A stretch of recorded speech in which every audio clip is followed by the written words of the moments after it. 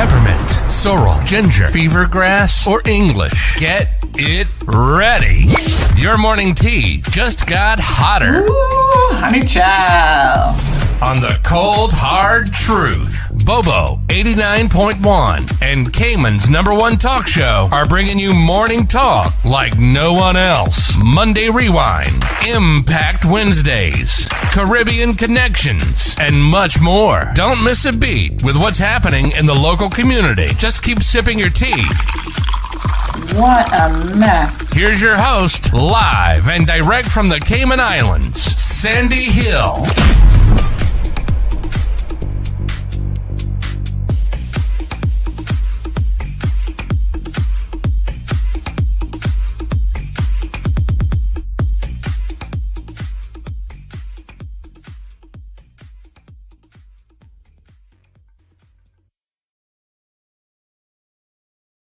And good morning, all. Good morning. Good morning. It is Hump Day Wednesday again. Oh my gosh. Do you ever feel like the time is just literally flying by? Well, I feel that every single day. Getting older, honey chill. Them bones starting to creak a little bit. But thankful. Always an attitude of gratitude. Let's wake up and give thanks. Let me hear what y'all are thankful for this morning in the beautiful Cayman Islands and beyond. I'm thankful for all the listeners who are tuned in here every single morning from all over the world, making this your go-to spot. Yes. Thank you very, very much. We really appreciate the love and support. Sending out my WhatsApp messages. If you want to, join the WhatsApp group, do message me so that you can get all the latest updates as they're published. You won't miss a beat. So our main topic today, fortunately, is going to be the Miss Cayman trial as we try to get closer to a resolution on that matter. And all I can tell you is my go-to phrase, which is "what a hot mess," is most appropriate for this situation.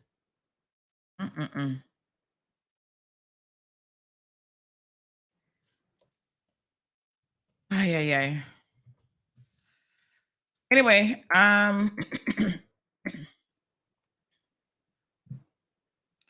it's quite something else. Let's talk about some pleasantries before we have to go down that unfortunate. Oh gosh, my goodness. The frog got me this morning before we have to go down that unfortunate rabbit hole. Yes. Good morning. Beautiful people. All right. Are you going to tell me what you're thankful for? Let me see. I am thankful for all the CMR listeners, all the love and support, all the positive things that we do through this platform. We got a couple more scammers on the alert that we're trying to get a hold of. I got to tell y'all one about the Western Union guy. Oh my gosh. Where did these people come out from? Only God knows. But maybe we'll call him today if we have a chance. Yeah, we should be on radio. We're there. As far as I know. I clicked the button now. I was early. So, people are saying that they're not hearing me on Bobo. Hold on. Let me get a hold of Chuck.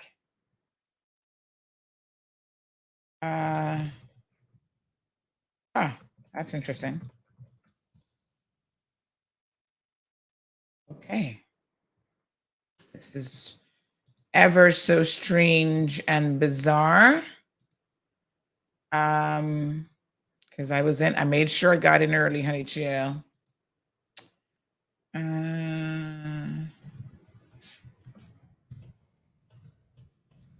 So let me just hold on now. Let me just see what's going on. Let's see. See if I can get a hold of Chuck to have him check it for me. Yeah, that's weird because I was clickety-clacking early. So I wanted to make sure I got in. So I don't know what happened. Let me give Chuck a little dingle.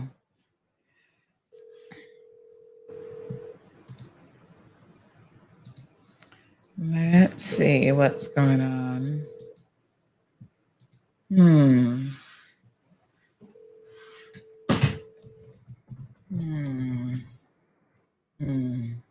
All right.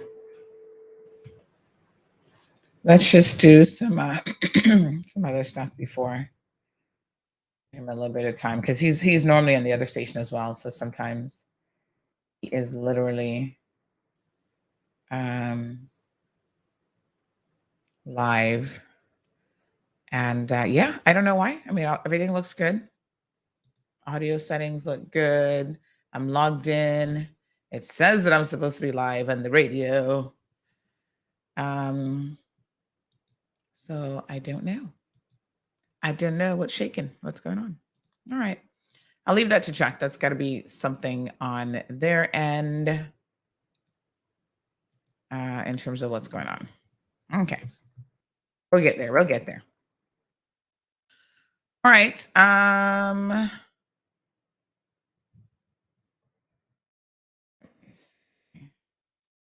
It does have another number, but I wonder if I don't have that one saved.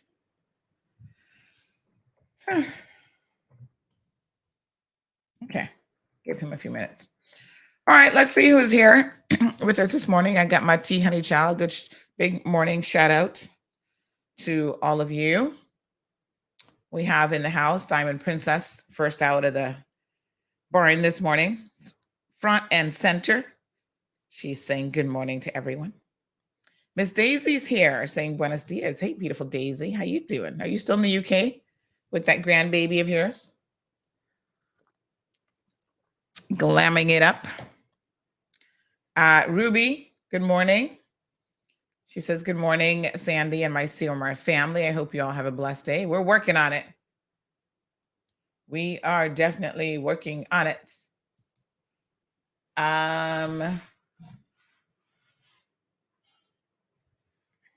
Yeah, I don't know what's going on.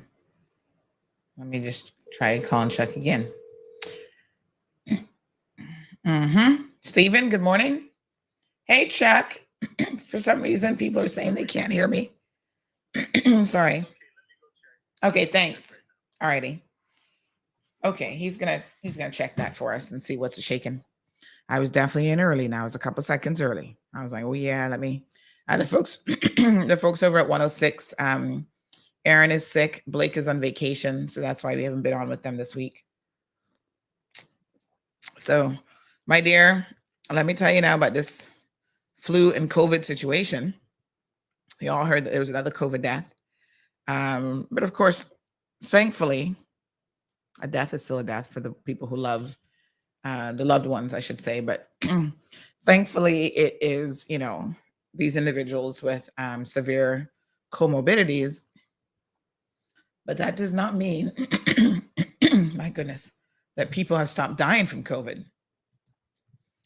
I want y'all to be very, very clear that people are still dying. And in fact, when I was in the US just the other day, I was listening to NPR. You guys know I love me an NPR.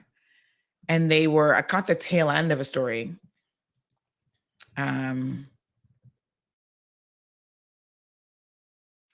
got the tail end of the story where they were talking about the fact that COVID numbers are up again.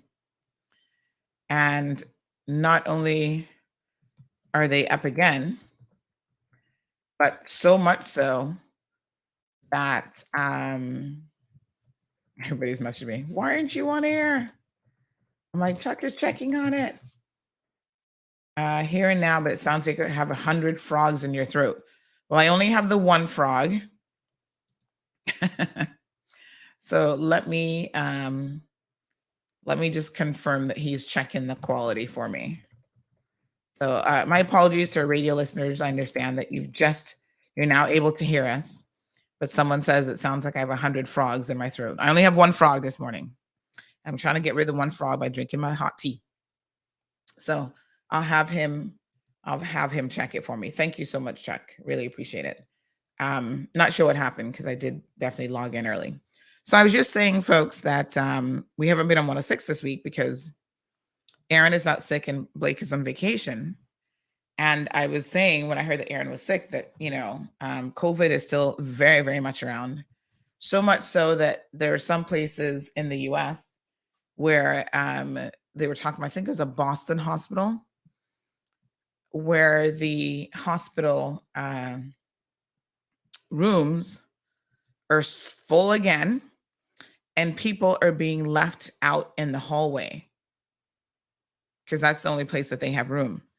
So some jurisdictions are considering the return, here, of mask mandates. Wow. We just have to accept that this thing is when we say it's a new normal, it's like, no kidding.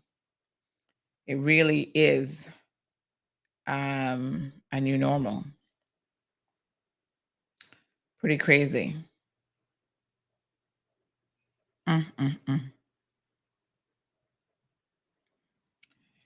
So, are there no World Cup games today?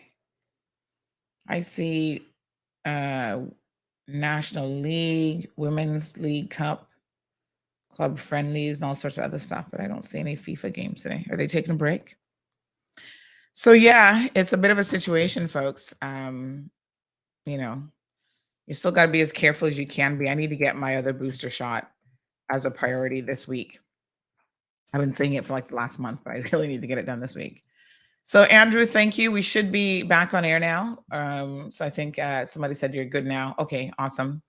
Thank you. Thank you to Chuck. Wee, good morning. Marshall is here. Felicia, just reflecting on the fact that we have to be our attitude of gratitude is how we're going to start out this show, because we're going to be talking about so much of a hot mix up, bang, sour sea, lemongrass, and every kind of tea mixed in together, because that's how hot this mess is going to be this morning, honey chill. Miss Iva's here saying good morning, Miss Sandra, and all of my lovely Caymanian peeps. Good morning to Miss Rosemary. Alice is in the house as well. Irvlyn says good morning. Are you still trying to put on your clothes differently, honey child, or did you give up? Good morning to Celine and Richard. Olivia's here. Miss Olive says good morning, Sandy, and the CMR class. I love that top. The color is wow. Oh, thank you. I'm trying to do more color in my life because I'm aware that I do love black, and I do wear a bit of black, but I love colors too. I'm not afraid of colors. So I'm trying to pop out with a little bit of like my Christmas green, my red yesterday. Karen is in the UK. Hey, Karen, how you doing? Maria's here. When was the last time, I'm going to ask you all a question. When was the last time you did something that scared the bejesus out of you? And what was it? Do y'all remember? When was the last time you did something that scared you, and what was it?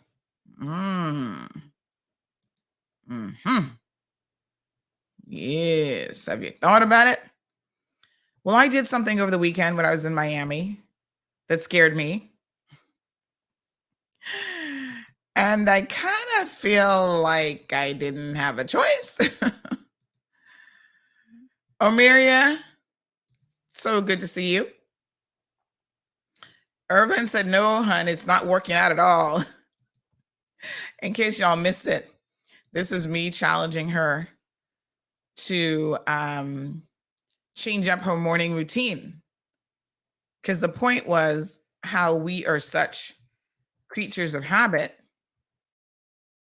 that we're going to do the same thing in the same way every single day. So I was challenging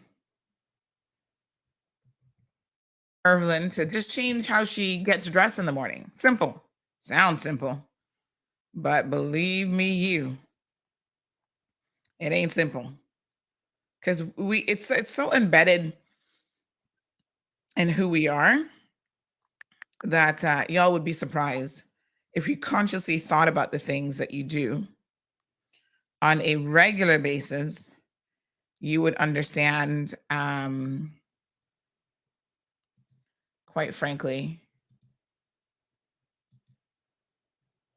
why you do the things you do.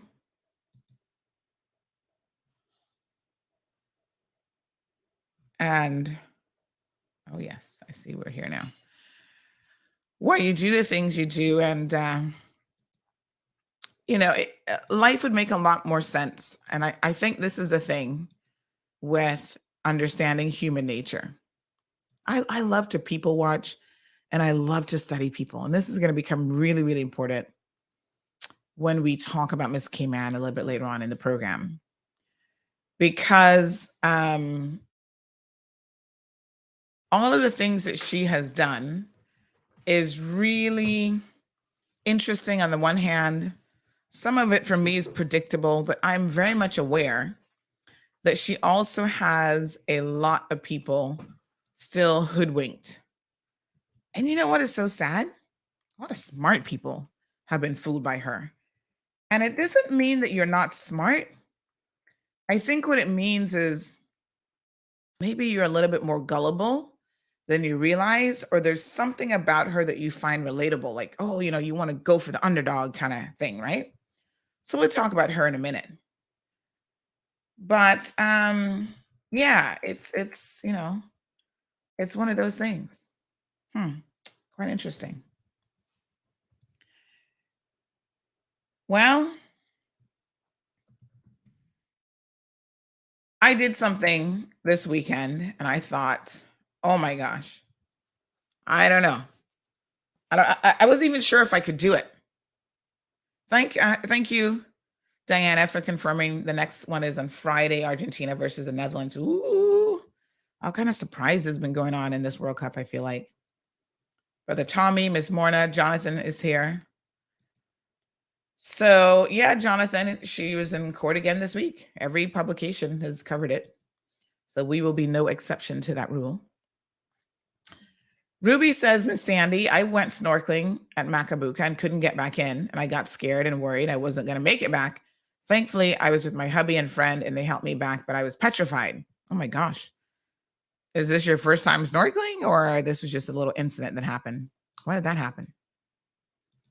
I think sometimes it's good for us to push the envelope a little bit in life, like scare yourself. Trust me. But still within parameters. Certain things, I will take risk, but I try to take calculated risk. I don't take risk just because I'm crazy and I like being adventurous. I might be crazy and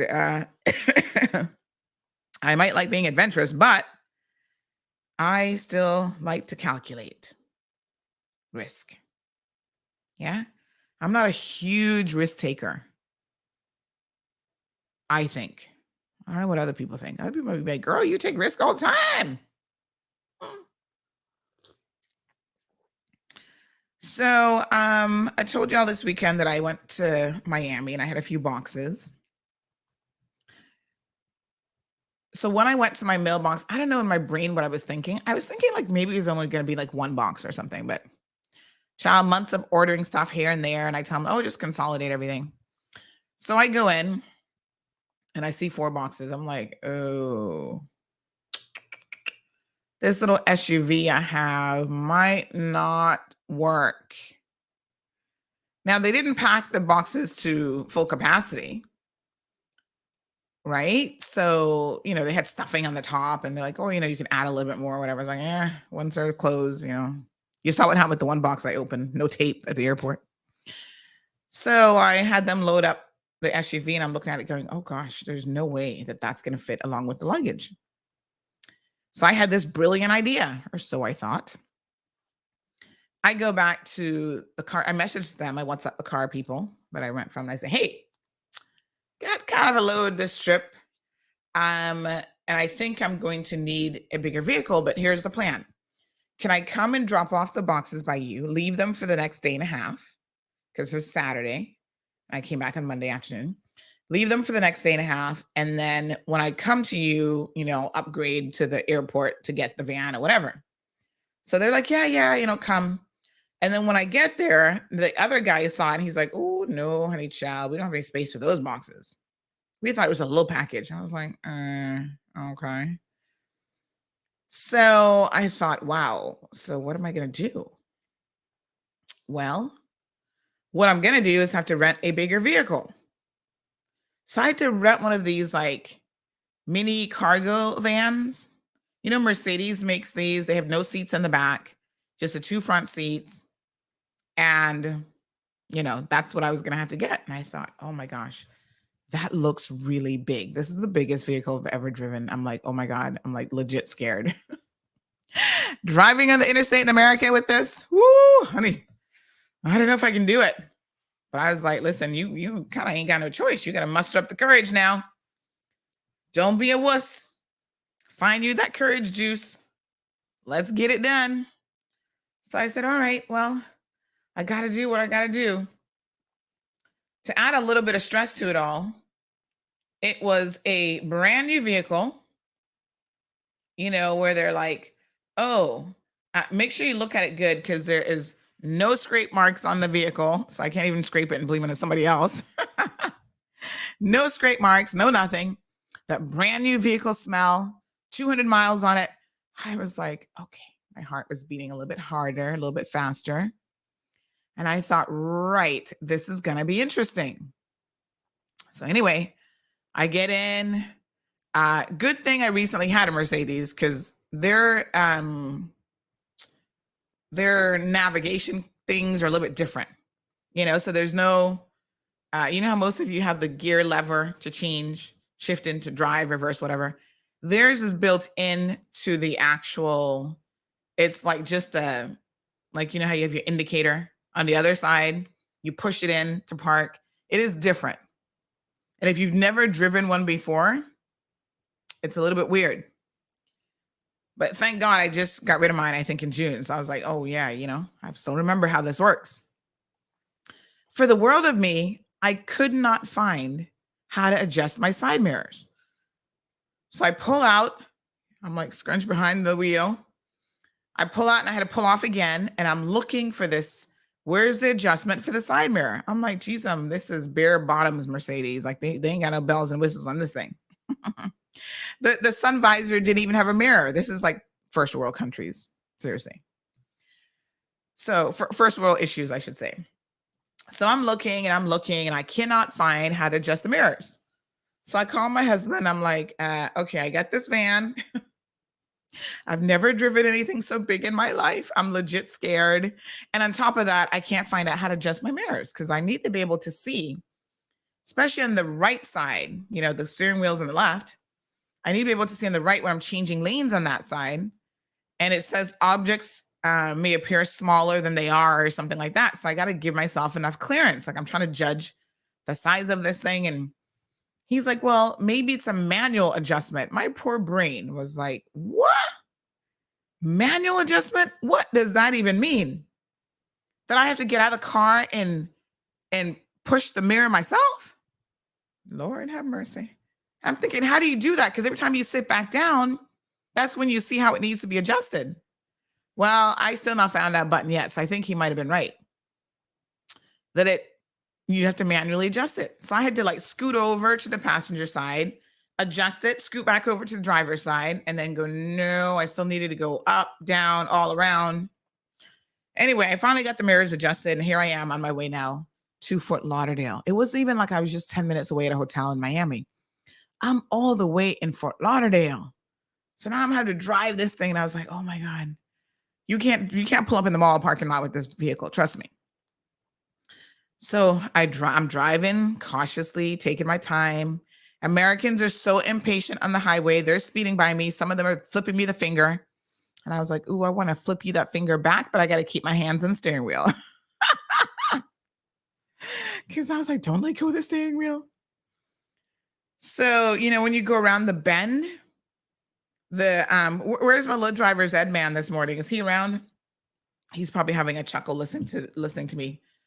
The centrifugal force going around the bend I was like, oh gosh, don't make me fall off the interstate now. You have all these crazy thoughts that go through your head because the gravity on a vehicle that's like longer and higher up, and if you're not used to that, it feels really, really different.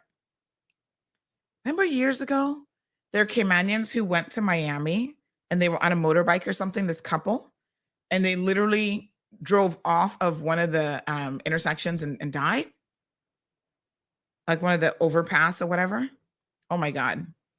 You kind of low key fear these things happening in the back of your brain. Your brain is like, be careful, mama, be careful. So I had my little GPS stuff. And so when I arrived and I told my cousins I was there, they came outside. They're like, oh my God, this thing is huge. What is this? I said, here, I want to go back to the store later on that evening. I wanted to go to Walmart and Sam's Club and whatever. And I wanted to go on Sunday, but I'm like, somebody has to drive me because I'm not driving this thing out of this.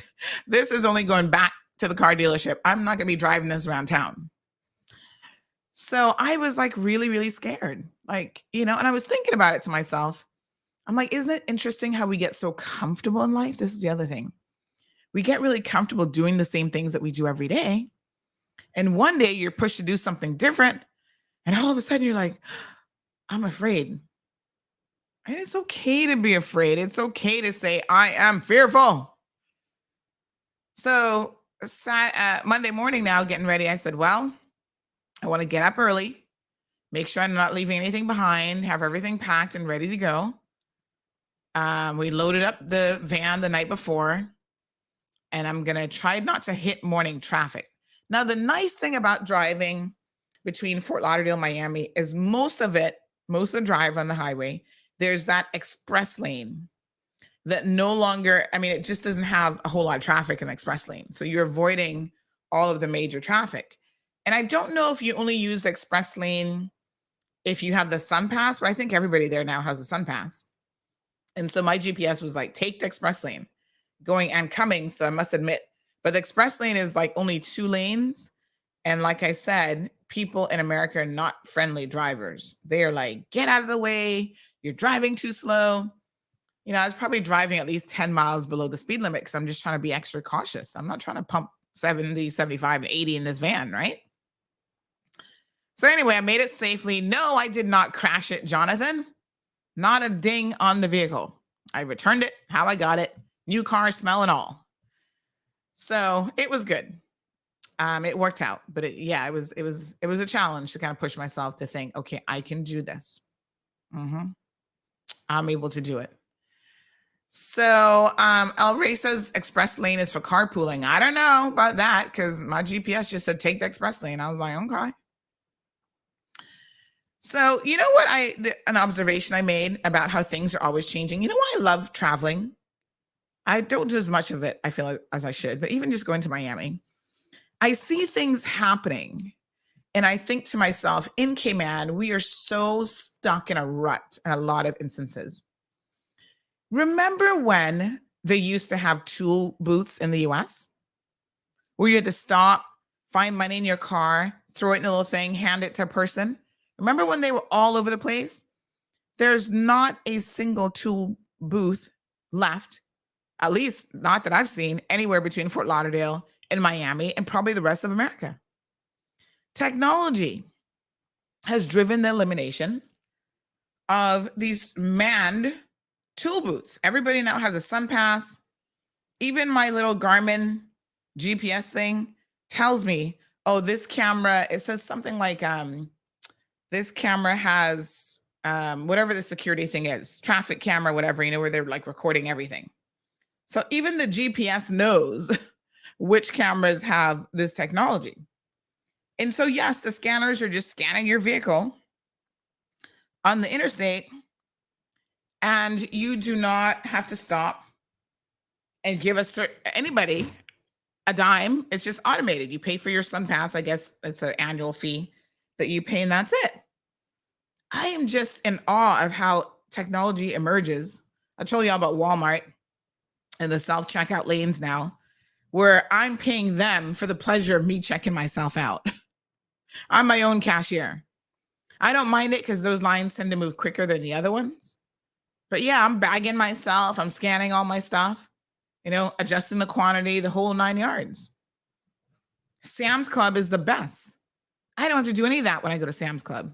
As I'm picking up an item, I have the app on my phone. I scan it, right? I can increase the quantity, delete it, whatever. And then I pay for it when I'm done, walk out the door. They do a spot check for security reasons, obviously, at the front, and that's it. I don't have to stand in line at Sam's Club anymore. Isn't that amazing? Oh my gosh. I love, love, love to see these sort of technological changes and advances. And I feel like in the States, you see it quicker. Like it wasn't that long ago when tool booths were still a thing. Now, honey child, they are gone. Miss Alba, buenos dias. JD says Cayman needs an express lane from King's Roundabout straight to On the Run. What about that accident this morning? Did y'all see that a vehicle overturned by the gas station in Red Bay? What happened there? Wow. I'm not sure how vehicles here overturn, but there you go. Looked like it was quite spectacular, actually. I try to be safe, folks. I feel like we really must be the world's worst drivers. I just can't figure this. So several people sent this vehicle. It overturned in the gas station. How exactly did that happen? Where was it going in such a hurry? It just flipped. And there it is. My goodness. Did y'all see it? Let me show you a picture of it in case you missed it. So, they have these whole new eSIM cards, right? Some technology, check this out. Some technology in my brain, don't forget, you get in an accident, who are you going to call? Not Ghostbusters, but Recover. 924-9999. Now, they're the injury specialists. So someone was saying to me yesterday, oh gosh, I completely forgot what I was going to tell y'all. I was going to tell y'all something. Does anybody remember what I was going to say? That went, eSIM cards, yes. So some technology, it takes me a minute to try to understand what the technology is. And I get the concept that an eSIM means that you don't have a physical SIM. That sounds like quite a game changer. And I think I need further explanation and further research on exactly how that's going to work. Because I'm like, what the heck is an eSIM? Electronic SIM. You don't physically have a SIM card. I'm like, whoa. Did I say tool booth? No, thank you, Soak. I meant toll booth. Oh, gosh. I did meant to say toll booth. My apologies. So, yeah, this whole thing about eSIM, the new iPhone 14 has eSIM capacity. Does that mean I can have more than one eSIM? Like, I just have so many questions about what this actually means. 3D printers. I need to see a 3D printer working. Like, my brain still hasn't conceptualized how a printer can print a physical item and not just something on paper. And, this is something that we need to really get with here, because I understand that the criminals, who are always one step ahead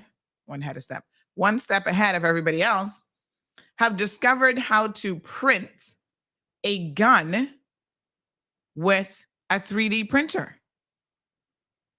And there's no tracing it.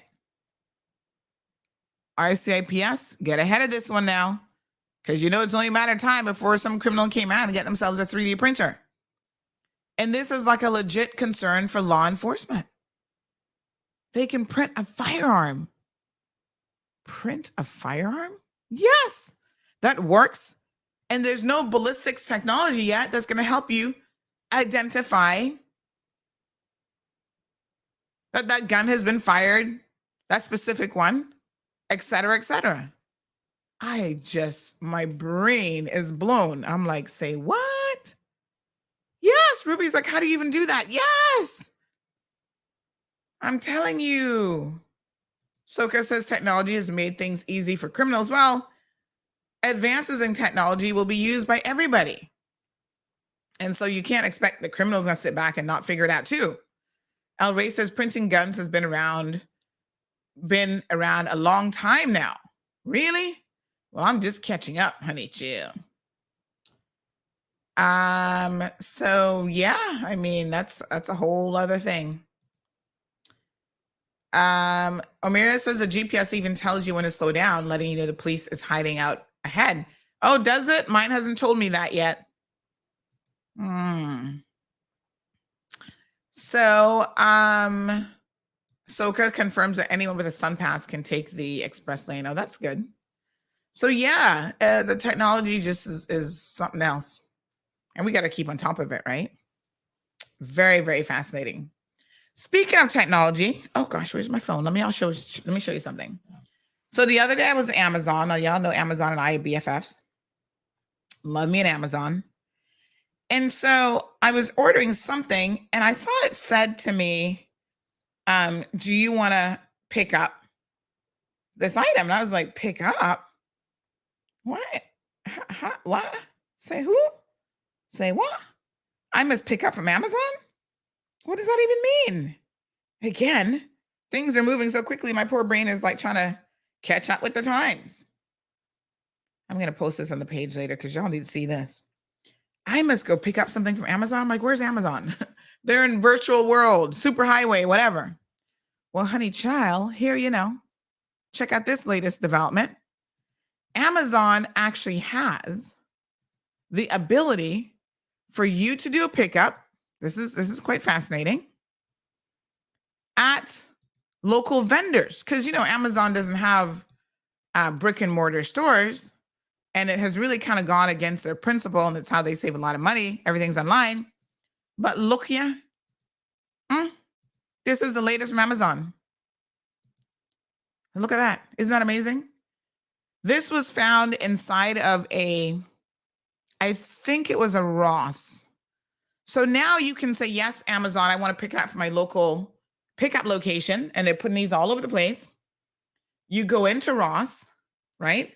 And you got a locker and you put in your information. See the little kiosk bit of it there? I guess you scan the receipt or something.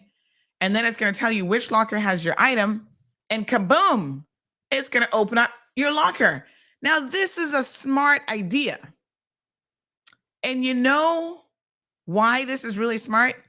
Because in America, they are facing a whole situation with people stealing stuff from their doorsteps. Oh gosh. People are so frustrated with it that I'm gonna show y'all a little video here because you're not gonna believe what these thieves be doing. They come stealing people's everything, TVs, like criminals in America literally just walk around and look for things to steal from other people. That is just crazy. Yeah. But that's what they do. They steal people's packages.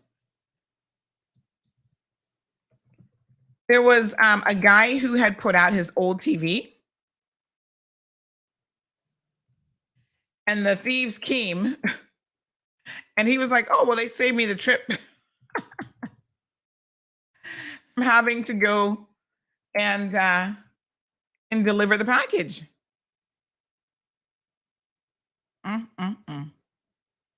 So, these doorbell cameras are epic for catching the thieves.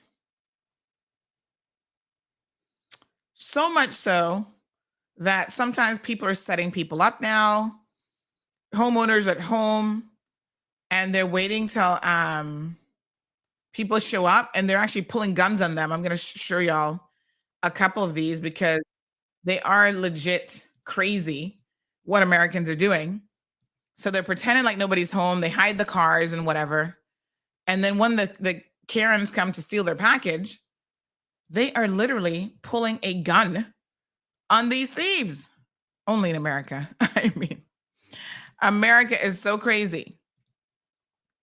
So some of them slip and fall. So there's a whole video series of people trying to steal a package and then they trip and fall, bust their behind or whatever.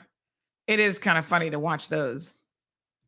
But yes, this is what's happening in America. So this makes complete sense, to be honest, because what this means is, you know, look at this woman. She falls down. But look, stealing people's packages, like this is so crazy. I don't know what attacked her, but something happened. She dropped the packages and ran off. Something, I don't know if it was bees or what got to her. But yeah, this is a whole thing. There was one where a lady was so sick and tired of having her packages stolen that she set them up with a package that had all the baby diapers in it, the dirty diapers. And so look at this one chasing. Look at this one chasing him. She's trying to run back to her car. Look, the person who went with her, the getaway driver, is trying to catch them. And the getaway driver is taking off and leaving her behind. So the police don't encourage people to, you know, they don't encourage you to accost these people or anything like that. They said that's dangerous. That can end deadly. So this is what some of them do. They come and ring your doorbell, see if you're home. Look at this guy. He just rang the doorbell. So he's figuring, oh, nobody's home. And sure enough, here comes the Amazon driver. Mm-hmm. Oh, wait a minute. Oh, wow. Oh, this one blocked him in. Oh, look, he's trying to run the guy over. Oh, no, he did not. And look, now he's going to go chase him. Oh, my gosh. Look at that. Isn't that crazy? That is so crazy. In your own driveway. So a lot of this is happening. Now, after the lady did the one with the dirty diapers, they went back to her house. That's how nasty these people are. And plastered her house with feces because she, you know, put the dirty diapers in an Amazon package and set them up. And people are just sick and tired of having their packages stolen. So to me, this locker room situation is a good idea because in your neighborhood, you go when it's convenient for you to do so, and you get your package in a secure environment. Obviously, the store is a little bit more secure maybe than your doorsteps. Because listen, you order a computer and it's sitting on your doorstep and someone comes steals your computer, it's becoming a real problem. And, you know, it's really, really unfortunate. Now, this one is stealing the boxes and trying to blame the owner. I want to hear what she's saying. Hold on. This got to be classic. Look at her. Walking away with somebody's package, you know? No, sir.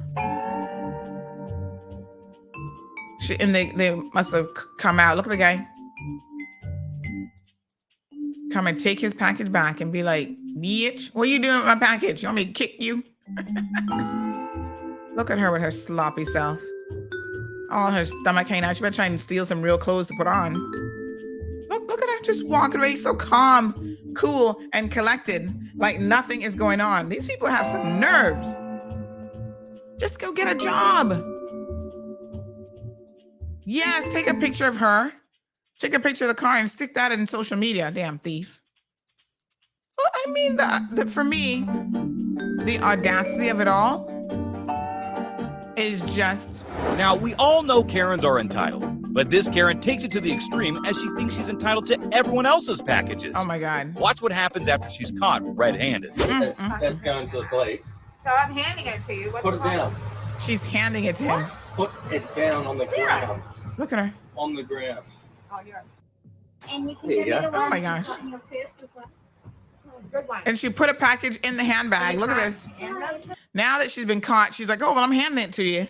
And about to still try to walk away with another package in her handbag. Boy, I tell you. Some people just not easy. What, you can't hand that? You can put them on the ground. Look, now she's throwing down their packages. Now, this is when we need a Miss Cayman to kickbox her ass. Absolutely. Karens are renowned for not having many fans, but even gravity gives up on our next Karen as she tries to flee with someone else's stuff. No, sir. Good morning, honey child. We watching this video with these Karens trying to steal people's packages. Look at this one. She grabbing a package and she gonna fall down right after. That what she get. That what she get. Good. Busted her behind. Good. She should have broke something. Honestly, I don't feel sorry for him. She's slow to get up. Oh, I hurt my leg. I hurt my knee. Oh my gosh. I fallen. I can't get up. Can someone call 911 for me? Now look at the neighbors coming like, really? We want you want us to help you get up after you stole somebody's packages? Or you're trying to steal somebody's packages? Good morning, caller. Welcome to the program. Uh-oh. Are you there? I can't hear you. I can't hear you, honey child. Adjust the volume. So look at this one coming in the snow. And I mean, they be driving around in nice cars too, so it makes you wonder, right? Look at this. Grabbing somebody's package. The old man's ready for him. Oh, yeah? Oh, no. Oh, hell no. The old man comes out with a, what is that? A AK-47? An Uzi? What kind of semi-automatic weapon? Oh, Lord have mercy. Believe me, he came back and put that down slowly. Look at him taking his time because this old man is about to shoot somebody. Oh my God. Did you see the vehicle took off and left him too? Wow. Americans, I'm going to give y'all the medal for being crazy. Caller, good morning. Oh gosh, I can't hear my caller this morning. What's going on? Hello? All kinds of things. Oh, there you are. Hello. Yes, now. You know, I don't know what I'm doing in the house. I'm just saying, if you've got a gun, it would be very hard not to go reach for your piece when people come in and do anything they want in the yard. And some of these people go, I've seen documentaries and all that kind of stuff, but it's not just out in the yard. They go on their porch. Oh yeah, no, this is people stealing packages from the front porch. I mean, okay, it's disgusting. It's hard to be a licensed gun owner and not reach for your piece. I mean, if you're not a license, you might have that. But your favorite is you might have that prayer to abstain. But if you got a license for that, boy, men's rear went out the door a long time. Like I read this. Thank you, Rosanna. She says they have those lockers all over the place. I think it's a fantastic idea. No, this concept of people stealing what does not belong to them is really quite disgusting. And in particular, it's the Christmas season. It's yes. Season. Oh my God, it's so horrible. They just take what they're not given. You know, well, wait until it starts here. Oh no, it's already started. I'm gonna share a story now about these thieves that might have y'all thinking twice. And you know, I think that a lot of times people don't think about what it is that they're doing, like the impact that their thievery is having on real people. So over the weekend, someone sent me this screenshot from DJ Lynn. Now you guys know Lynburn Eden, that's Mr. Anthony's son. He's been he's had a bout of cancer and he's been struggling with it. Now he put up this post over the weekend. He said, I'm really tired of people removing the sour sops off of my trees. I use them as a juice to help me fight cancer and people keep taking them. 4 more gone today. Where can I buy some from? So poor Lynn has soursop trees and he can't even keep them because people keep going and stealing his soursop trees. And he divulges that he's using it as part of his inflammatory, anti-cancer regimen. And, this is when people are just not thinking. They're thinking, oh, it's a fruit tree. Remember the one with the Indian guy stealing the fruit tree? And everybody's like, oh, well, that's from God. And this and that. It's on my property. And God gave me the wherewithal to get up every morning, go to work so I can have a bank loan. So stay off my property. Don't steal my coconuts. Don't steal my mangoes. Don't steal nothing. And the sad part is If people would simply ask, most people will share and will give it to you, but they are just so dishonest. So I put this up, and this got a number of comments from people who were just really disgusted. And so this is how it starts. They steal stuff off your trees. Next thing you know, they're on your doorstep, breaking in and stealing stuff too. What a mess. Anyway, caller. Thank you, honey. Okay. Bye-bye. So this really got under my skin, and I felt really bad for Lynn and for the situation. And I think, again, that people need to think twice before they take something that just doesn't belong to you. It's as simple as that. It's thievery. So El Ray says, yep, Amazon gives you a code to open the locker. Good morning to Miss Barbara. Oh my gosh, Ruby says that you can 3D print a house. What? A house? Like a whole house? Whoa. My brain cannot comprehend that one. Jonathan says you can 3D print that burger and steak now. But what's it made out of? I need to see this 3D printer in action. Anybody got a 3D printer? CD printer. A 3D printer. Speaking of CDs, they're long gone. Cars don't even come with a CD player anymore. Y'all realize? Last of the Mohicans, shall. No CD player, no cassettes, no records, no nothing anymore.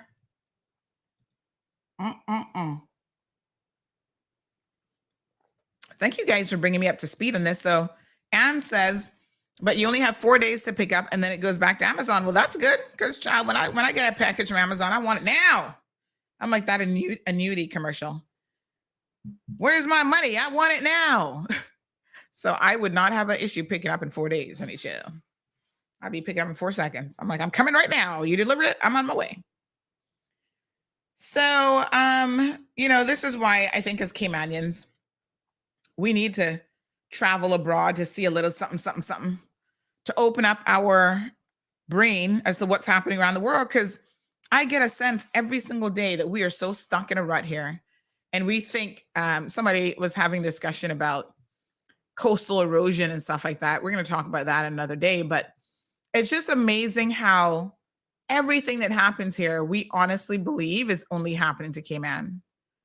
Insurance costs going through the roof because of what happened in Florida. And guess what? It's all over the world. It's just absolutely ridiculous. Inflation in was it Australia? No, Argentina. I was listening to another NPR story. I think that was just yesterday, where apparently their president, someone tried to assassinate her, walked up and pulled a gun to her head over the economy. Yeah. 11% inflation, but we're all dealing with it. So I'm thinking to myself, how do they blame her for this?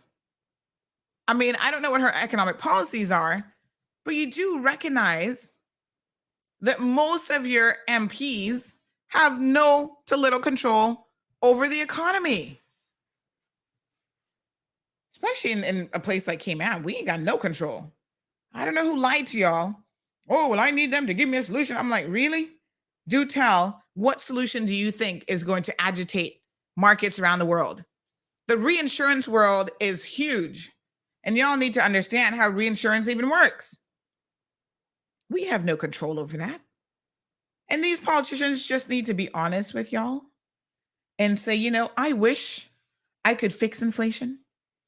I wish we could have no ties to the U.S. currency and we could do our own thing. But it just does not happen.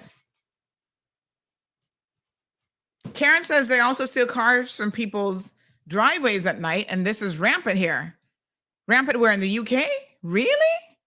Oh my gosh. And you would think because of the modern technology of having, car alarms and stuff like that now, you're kind of like, how are people still able to steal cars? Especially newer cars, like older model cars, I get it. Speaking of stealing cars, 2 nights ago, we had a robbery in West Bay at Hell's gas station. And they've actually caught the person. Thank God. They got one of them anyway. I'll get him off the streets. But the same day, somebody was messaging us saying someone stole my vehicle. And I thought to myself, ooh, honey child. They stole your vehicle because, like the police said, they're stealing vehicles to commit crimes. And the number one stolen vehicle for this is those Honda, what are they? Honda Accords or whatever. They're very, very popular, especially the older models, because they are easy to steal, apparently. And they're easy to start up and go about your business. Whatever happened to, remember back in the day, this is popular in the 90s, we used to have the steering wheel locks. I think that those might be making a return. Because you wasn't stealing no vehicle without a steering wheel. And you wasn't taking that off without the key. Maybe it's time to bring back those steering wheel locks. Hear me out now. Have a look at this video. I'm told that the person's vehicle was stolen and then torched later on, which makes me believe it was probably used in the commission of that robbery or some other offense. So look at this. Poor fireman having to deal with a vehicle. Look at the background there. It was set ablaze. Wowee. Crazy. This is what the criminal elements are doing here in Cayman. Letting vehicles on fire in jail. Wow. What the fuck? Oh, sorry. Is all it is. Mm-hmm. It's a hot mess and then some. Really, really sad. Do we need to start? I don't know who's this is some business idea for somebody. Who's going to start bringing these back into style? Steering wheel locks. If you can't afford an alarm, and let me tell you something. I'm of the opinion that there's two things you should invest in when you get a little car. Get yourself a dash cam. Get one that is hardwired to the vehicle. So even when the vehicle isn't running, it is still recording. Because you know, these people be breaking into your car at night, taking out your coins, digging through your stuff. It'll record their entire actions from the inside of the vehicle. So get one that's hardwired to the engine. Yeah. And get an alarm system that you can shut off the engine. Okay. So when they try to steal your car, the blazing alarm is going to go off. And you can also have a kill switch. So they ain't driving nowhere with that vehicle unless they've turned that off. Soka says, my neighbor stole a package from my door. So I set another package by my door filled with rocks and a bunch of bird poo-poo newspaper. Watch and saw her pick it up, then return it 30 minutes later, busted. Did you say anything to your neighbor? I'm curious. Like, how do you deal with a neighbor like that? So Mary says Amazon lockers have been around for years. They're very convenient. They now have them in stores as well. Child, that shows you how behind the times I am. What a mess. Seems like I need to do more shopping. Jonathan and Alejandro says that's an AR-15, Bobo. What a mess. Imagine getting shot in the behind with that.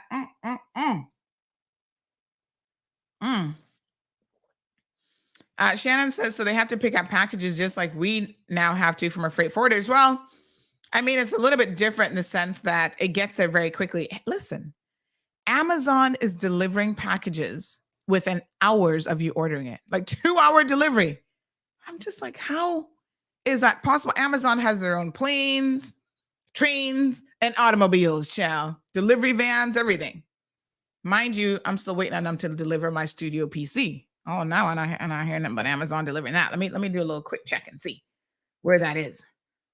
Because they said after a certain amount of days, I think it's the vendor that's holding it up, but they said after a certain amount of days that I could cancel the order. Well, I'm like, I don't want to cancel the order. I actually need it.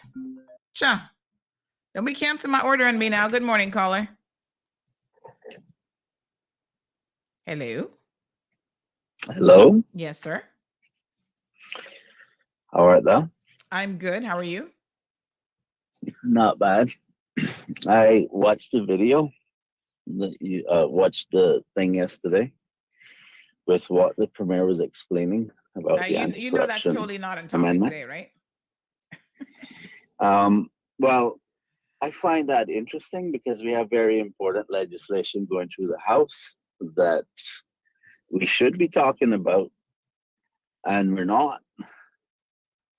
And I think that what the premier said and regarding that section is a crock of beep, and he must think that we're idiots.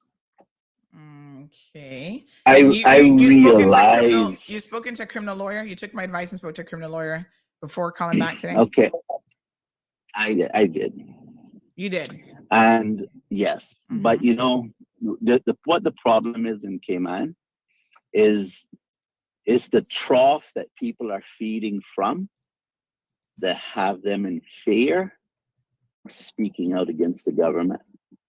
I don't think anybody in this country has any fear of speaking out against the government. That's nonsense. That's a lot of people do nonsense. They do it either directly or indirectly, but trust me, social media has given them the freedom to do so. We have multiple bills going through the House. One that is going through the House today is in contradiction of that position that you have to prove intent.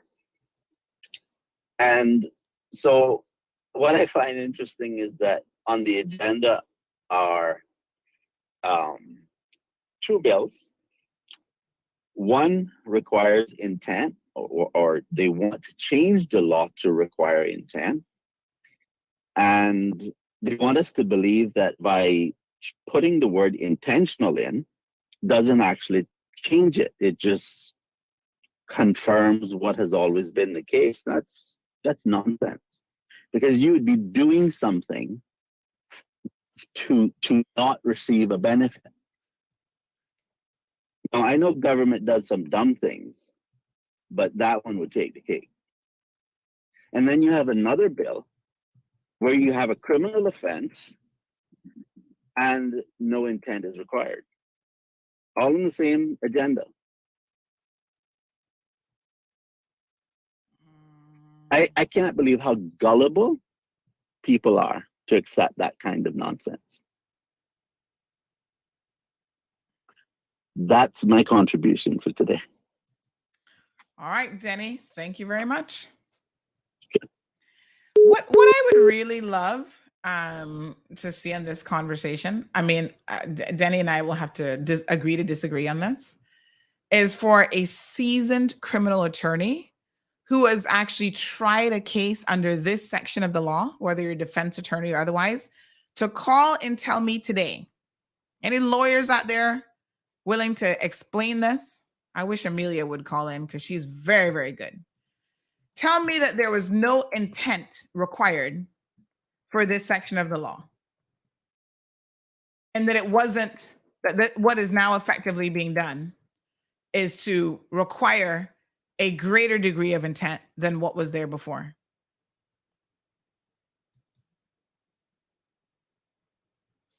The biggest problem, and I know we're going off on a tangent now, changing the topic, and then I want to get on to Ms. Cayman. The biggest problem I have with the Loop article that Alric wrote is that it does not include the actual explanation. So in the beginning of the bill, let me grab it again, y'all. Y'all making me grab my old-fashioned papers. Hold on one second. I might as well grab my notes from Ms. Cayman's trial too while I'm at it. Hold on. Give me 1 second here now. Because what it does, let me just play a little bit of music.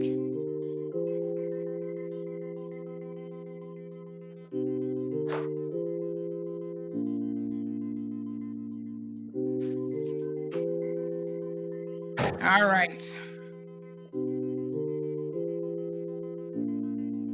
I can't even hear that music. I don't know what the heck that is playing, but I don't hear that. It's very faint. All right, here we go. Child, I have to be digging through papers. Gianna's always drawing. This is her little drawings. Look at her drawing a little rabbit and stuff like that. Her drawings end up all over the place. She says, to dad, XOXO. And she does a little heart. Look at that. Isn't that cute? This is a picture of dad. That's supposed to be her daddy. Lord have mercy. He looks a little crazy. And then in between all of that is my legal papers. This is the thing, right? And I feel like we have to concede to the experts on a lot of these things and not think that we're all experts in everything. But in the objects and reasoning, so there's always, when you're seeking to amend the bill, when you amend the act, and you put forth a bill, the objects and reasons explain to you what it is that's trying to be done. So it says on page 3 that clause 7 repeals section 17 of the Principal Act and substitutes a new section 17, which reclassifies the offense of abuse of office as an indictable offense and increases the penalty attached to the offense. So those are the two things that the amendment of section 17 of the Anti-Corruption Act is trying to accomplish. And to try to interpret it without even looking at the objects and reasoning is like, I don't even know what the equivalent of that is. You're missing the whole meat and potatoes.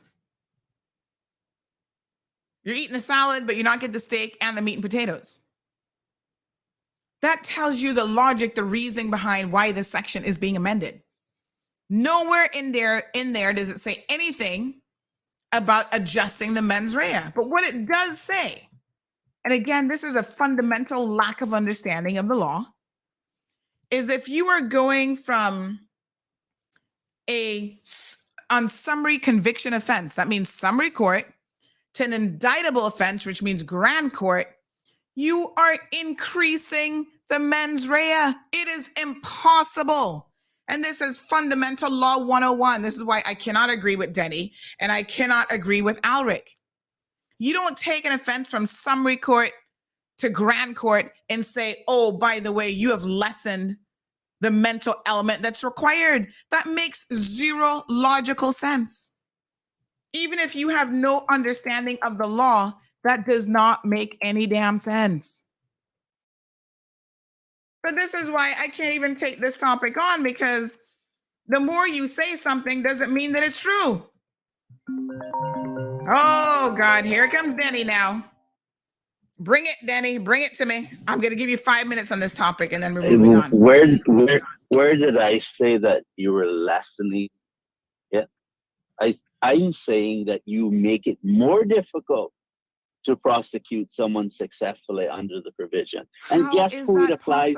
Guess, because the existing wording of section 7 does not require you to prove intent. And you are correct. Wait. No, you don't prove intent for abuse of office. Can someone This is why. Why. 2000, is it the 2009 revision? Is that the latest revision of this? Let me just have a check. Abuse of office. Okay, so tell me, if intent is in the provision right now, why would you amend it to put in a word that requires you to prove it intent? Denny, it was amended. This is where you need to reach out to the Attorney General and the legal drafters, right? It was amended for two primary reasons. It has nothing to do with adjusting the intent. It was amended to make it an indictable offense and to increase the penalty related to the offense. That's why it's being amended. So y'all are fabricating in your brain a reason why the law is being amended. That's not why it's being amended. Sandra, does the word intentional exist in the existing provision? It does not have to be there in that exact same form for you to understand that intent has to be proven. Have you ever sat through an abuse of office case? You mean in court? Yes. Where else you No. gonna say it? No, I didn't sit through it. Well, then you should. But You should no, before but this the bill is point, the passed. point, Because then no, lawyers but will explain to you what mens rea is required. You will hear the then legal why, arguments. Sandra, Yes. you're saying to me that a provision that does not have intent in it now needs has- one that says it. Lord have mercy. Then what, It's there. Sandra? Okay, so what benefit does including the word intentional? Let me tell you what else. give? This is what I'm going to do. This is what I'm going to suggest you do, right? Go to the judgments on this. I'm going to go to the Cayman Islands Law Report. Look up cases that talk about abuse, because in lieu of a lawyer actually calling in and giving us a real world example, and I've already given one of abuse of, I think that was abuse of office. Hold on one second. I believe that's what the young lady was charged with. But of course, she was actually in the grand court, but it's still under the same piece of legislation. Let me just see here. What you can do, I think, in substitution of that is to actually go and have a look at the judgments, search for any of them that say abuse of office, and see if there's a written judgment on the point. And they probably have, somebody has written what is required for abuse of office. I am sure that it is there in the Cayman Islands Law Report somewhere about. Mm-hmm. It's required, but it's required, but it's not in the statute. And that's why we're going to amend the statute to include it, because it is already in the statute. Therefore, we need to put it in the statute. That don't make any sense. There are other provisions in the penal code that doesn't include it. Why is it that the other bill, the contempt of court one going before there, doesn't include the word intentional? It's a criminal offense. How come they didn't put intentional in there? There are different legal terminology that is used for different pieces of legislation. But to say that no intent, no mens rea is required is completely false. Sandra, let me try. I don't have the time to find you a case right now. Why they didn't put it in there? What do you mean? Why are they not putting it intentional in the contempt of court bill that's before the legislature? You know what? I think that's a question you need to ask the legal drafters. No, I think that these are discussions that need to be had, because clearly they just do their thing. They don't come to the public and say, you know, here's what we're doing. Let's have a conversation about this. No, they just put it out there, and if it doesn't get discussed, it doesn't get discussed. Cayman Islands Law Reports. Why don't I have access to the Cayman Islands Law Reports?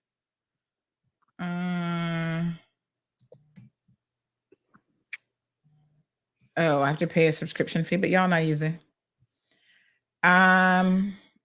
You remember when you had to pay a subscription fee to access the laws themselves? I had to argue why that was ridiculous too. And for quite a while, I was told that, well, it's only you I hear complaining. Now the laws are free, because it doesn't make sense that you are required to know the law, but you have to pay to know what the law is. That's ridiculous. Abuse of power. Hold on.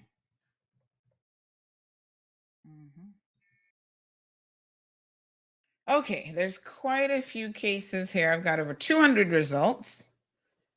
Let me see if I can find it specific to the anti-corruption law, because abuse of office actually is what I need to put in, not abuse of power.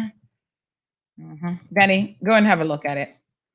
I challenge you to have a look. Here's one from 2020, Cabinet versus Rolston. Which Rolston is this? Court of Appeal. Let me narrow down the search and tell it exact words. All right.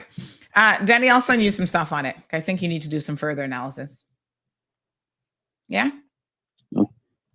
Leave me there. And the one about the contempt of court, you can talk about that one too. All righty. And why intentional is not there. Okay. Bye-bye. Well, you can make fun if you want. You can make fun if you want, right? But you see, this right here is why the government takes the attitude they take. Hold on. Somebody wants to say hi to you. I am sure, caller, that you are calling to say hi to Denny. So go ahead. Yes, I'm calling to say hi, and I'm learning. Oh, you're beating him about this morning. Leave me alone. Leave Professor alone. All right, there's two cases that have the exact wording of abuse of office. Tempura, and these are 2008 cases, and RVE Banks ex parte Henderson. So I don't know if these predate the anti-corruption legislation, but you'd have to read these. Let me just see where else it has abuse of powers that gives any kind of definition. So abuse of power alleged would constitute a serious breach of public trust and might in some circumstances be criminal in nature. By the time the court remind for the public interest, blah, blah, blah. I'm trying to see if there's anything specific. And if it doesn't, if we can't find any written cases on this in the Cayman Islands law reports, then you're going to have to dig a little bit deeper. So this one doesn't get into the mens rea that's required there. Let's see what the other case does. Abuse of office. So your argument is that even though the statute doesn't say it's required, it's required. It's required. It is required. Even though the statute doesn't say it. It's required. This genius wrote that law. I don't know. But you know what? You need to go to law school to understand how laws are written. Hold on. It's required. Good morning, caller. Welcome to the program. I'm right here. I'm just listening to you. Oh, no, I got somebody else on. Hello, caller. Good morning. Yeah. This is like the trifecta. Yes, sir. Miss Sandra. Yeah. Oh, here we go. Pop, pop, pop, pop, pop, pop. Hold on now. So this is the Tempura case, and it talks about the provision in the law. Hold on now. Let's back it up. Let me scroll back up. So it quotes that exact section in the law, Denny. This might be the case that you actually need to read. So hold on one second now, because it says, oh, I've just lost. Where was it saying that? Let me find that highlighted section again. Oh,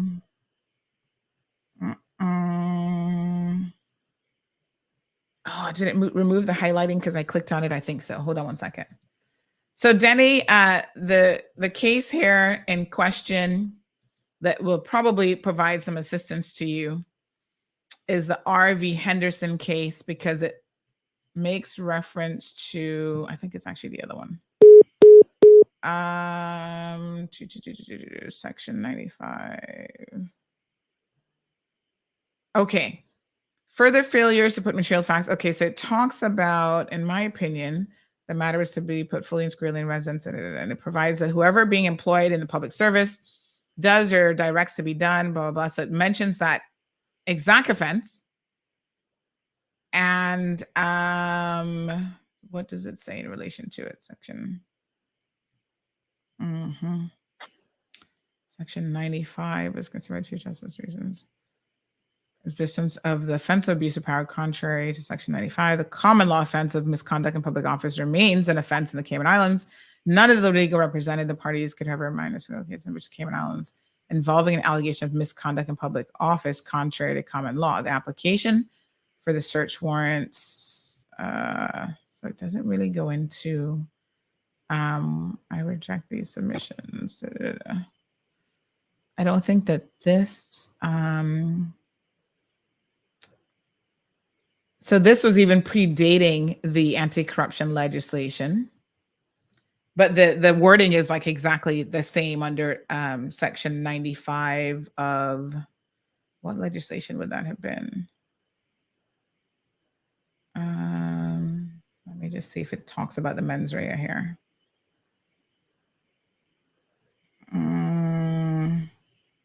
So it talks about the ingredients of the offense of misconduct in public office, contrary to common law. So this is where, when you talk about what the ingredients are, this is, in other words, what are the elements that need to actually be proven? And that's where you're going to find the mens rea. So Denny, you're gonna have to go back just on a cursory reading of this. You weren't able to find it. Why not? I'm saying no, I'm saying in this case, I mean, I'm having a quick look, but I think what you need to do is start from the common law position and see what was codified and what was needed to be proven at common law. Well, what was codified it seems to me, here's what I think is going on. It seems to me that the original anti-corruption legislation lacked clarity, and now they are trying to fix that to be crystal clear. And there might be multiple reasons why they're doing it. You'd have to ask the Attorney General if they've had any issues where counsel was arguing that there wasn't any mens rea, and they want to be abundantly clear what the mens rea is and has always been. And that is why they're putting it in there. And you're thinking that they're adding a mens rea when none never existed. That's completely not correct. If what you're saying is correct, then explain to me why in the contempt of court one, they are not doing the same thing. Well, there's for different, a criminal but offense. Danny, I haven't looked at the contempt of court one. I agree with you, there are different. Piece of legislation has different mens rea. I've said this before. I agree there are different ones. And what I'm saying to you is that there are other examples in the penal code where you don't have to prove intent either. I think that that's what you assume. But when you get to court, it has to be proven. And I sit there every single day hearing people say what has to be proven. Let me get this straight. We have good laws. I never said they were good. I'm saying we have laws in the book that do not specifically spell out this is the intent that has to be proven, and yet it still is accepted in law that intent is required. And it is long-standing legal positions that intent is required. What you're saying to me is that what is written in the statute doesn't matter. No, Denny, what I'm saying to you is there are things that you cannot, especially in law, that you can't take just a literal reading of. That's why common law remains part of the legal system, because it impacts, as well as precedents and so on, these things impact the outcome of interpretations of laws and sections and what's required, et cetera, et cetera. I agree with that idea. That's not an idea. I don't have a problem with that. It's how it works in principle. I know. I understand why you're saying that. I'm saying to you that the legislation of the anti-corruption is not old legislation. The most recent revision is 2019. Well, maybe you need to join the legal drafter's office so that they can get the wording right. Anyway, people are asking us to move on to the Miss Cayman situation.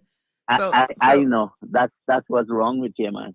Well, let us move on. It's a point of law, so make sure you listen to that too. Other caller, any other comments about before we move on to Miss Cayman, my dear? No, I'm just listening. Oh, okay. All right, listen through the radio. All right, here you know. I mean, there are cases, Denny, later on, I will do some legal research for you and I will send you the cases, even at common law, where the wording is exactly the same. There is a reason, before we move on to Miss Cayman, why we adopt legislation from the UK with the precise wording, sometimes verbatim, because in that jurisdiction, which is our mother country, they have already established at common law what the mens rea is. So our legal drafters here don't change a thing. They leave it as is, because then there's no argument, because you've got 100 years plus, or 50 years, or 10 years, or 15 years, or whatever, worth of good law, good cases, good legislation of what the position is in the UK of what has to be proven. So we just follow suit. Then there's no argument. That's why the lawyers get up. According to R versus Smith, 1901, it's already been established that for this offense, the mens rea is XYZ, regardless of what the legislation says. So it is a misunderstanding fundamentally of the law to say that the previous section that was there did not contain a mens rea element at all, and that it was strict liability. That is completely wrong. Alric got it wrong. Denny's getting it wrong. And I don't know what lawyer he's talking to, but whoever the hell they are, they're getting it wrong too. Caller, be brief with your Good comments morning. if it's on this topic. I'm gonna be brief. Yes. How you doing? I'm good. How are you? I'm good, just like you. Yes, beautiful. I have a brief moment, so I'm gonna be brief. Uh-huh. Now, I sat in 2 police training school, Yes. and it's quite a while ago. I know you did law much more later than me. So listen to this. Mm-hmm. In 2 different countries, Mm-hmm. and I remember learning about mens rea, Mm-hmm. but it's a long time ago. I know it's a Latin word. It's a Latin word. Mm-hmm. You agree it's a Latin word? I'm sorry? That's what I was taught. I'm certain that the instructor told me mens rea is a Latin word. Yes. Uh-huh. You agree? Yes. It's not English. Uh-huh. I can't recall.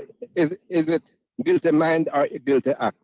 No, that's the mind. So mens rea is the mental part. Good. The actus Because reus it's is a the long. act. All right. Good. So I'm right. Actus reus. I can't remember. 1970.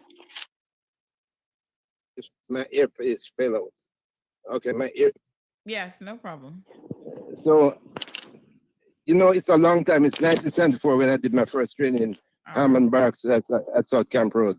Mm-hmm. And then the next one was 1983, right here in Grand Cayman. Mm-hmm. You're talking about long time, so my brain is working. Actus reus, guilty act, and mens rea, guilty man. So my mind is clicking. Mm-hmm. Good. So you know what you're talking about. Okay, well, So thanks for the refresh. all right, my dear. Yes, a little legal course here for you. Listen, I'm not paying you. Yes. I will not pay you a cent.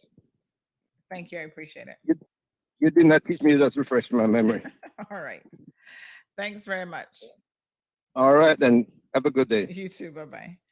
All right, folks, listen, nobody says the law is easy to understand. It is very, very complex. As someone who sat there for 4 years out of my life, studying the law day in and day out, it's not as easy as you may think.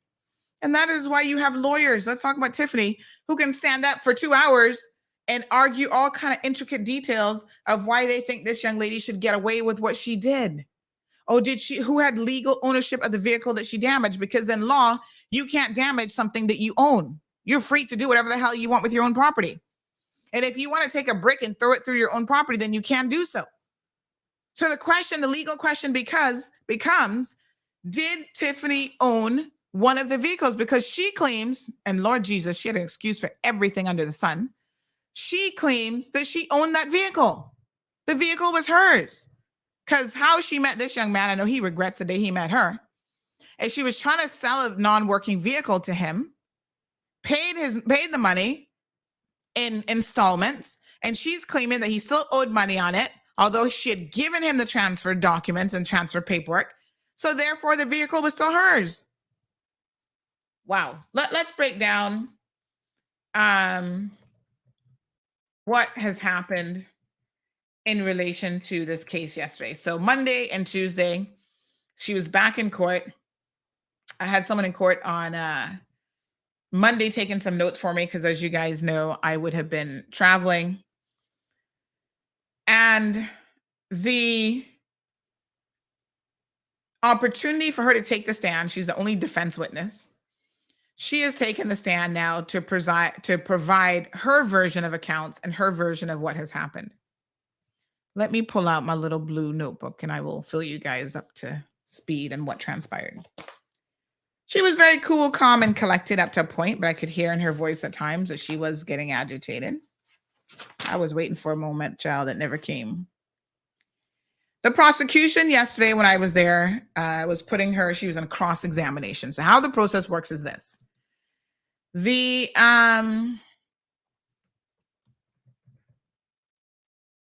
Crown puts on their case. They call their witnesses.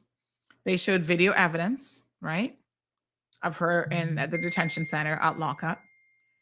Then the defense, if they're going to call a witness, they have an opportunity to do so. A defendant does not have to, because the burden of proof is on the Crown, the defendant does not have to take the stand in their own defense. Now, there are a lot of times, and it makes good sense for them to do so because there's a lot of lingering questions. And unless a case is extremely weak, I think most defense attorneys would probably advise that the defense provides some degree of an explanation as to why this happened or whatever. So her basic case is this. She has essentially said that she is the victim in all of this. That she was attacked by the people who are claiming that they're the victims, the father and the son, that she was the one who was actually attacked by them. And as a result of that, you know, their case, the Crown's case, the prosecution case, is completely without any foundation. The prosecutor said, so you're trying to say that you were attacked for no good reason? She said, yes. I was attacked for no good reason. I was there innocently. Even the act of damage to property, which included the man's glasses, she said, no, that's not how it happened. So this is essentially, in a nutshell, her version of events. She's banging on the man's door. He said she almost broke down the door, and he opened the door because they had an incident 2 weeks prior where she came to his house, took his son's phone. They had some kind of disagreement, and he said to the son, he never had any words with Tiffany, but he said to the son, this young lady is not permitted to come to my house again. So that evening, she called the boyfriend. This is what the prosecution's case is. Said, I'm coming over. The boyfriend said, no, don't come. She says, I'm coming over or else. You would open the door or else. And this is a pattern with Tiffany. Like I said, this is not the first time. But I'm going to talk about that here in a second because you're going to be surprised to hear how the court now has to deal with those other things. So she shows up, banging on the man's door so hard he thought she was going to break down the door, and he opened the door and said, hey, can you not break my door? Go away. You know, call my son. You guys can talk about this later, whatever.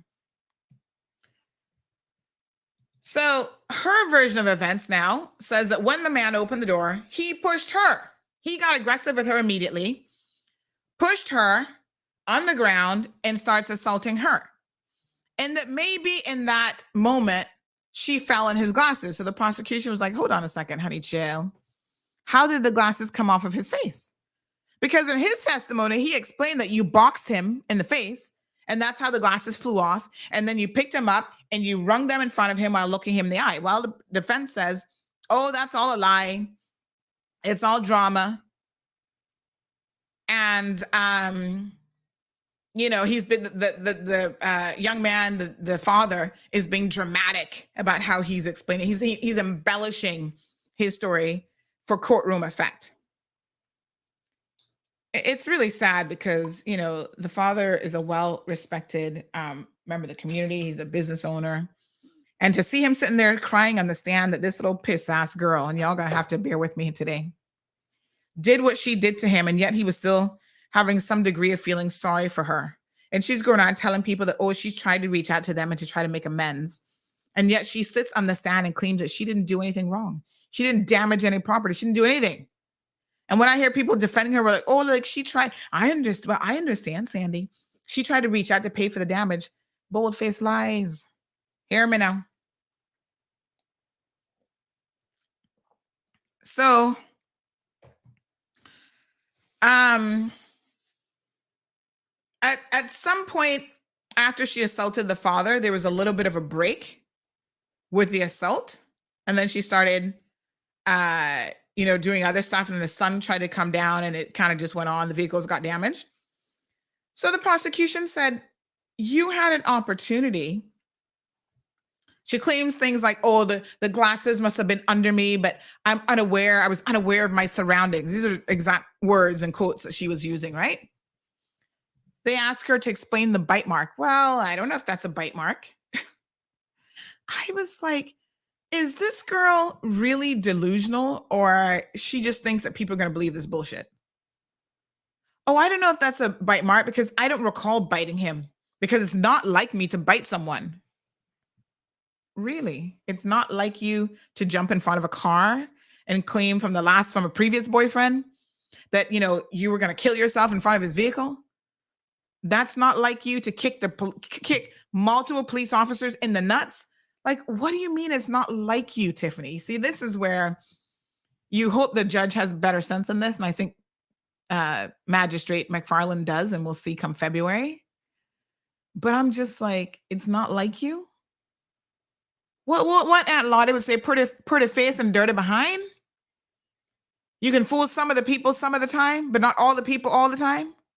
This is a classic case of her dressing up and going to court and trying to fool people, trying to fool the magistrate. Oh, it's not like me to bite someone. And talking so calmly and looking the prosecution right in the face. Someone made the observation to me that, they really had initially felt sorry for this young lady, even as all this stuff was going on. And then once they heard her testimony, they're like, my God, this girl is a first-rate liar and narcissist. And their whatever smidgen of,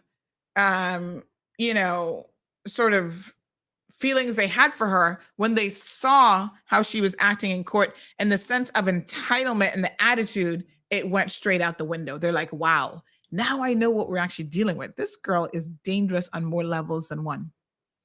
And I still can't believe the sensible people, the supposedly sensible people, who have been hoodwinked by her.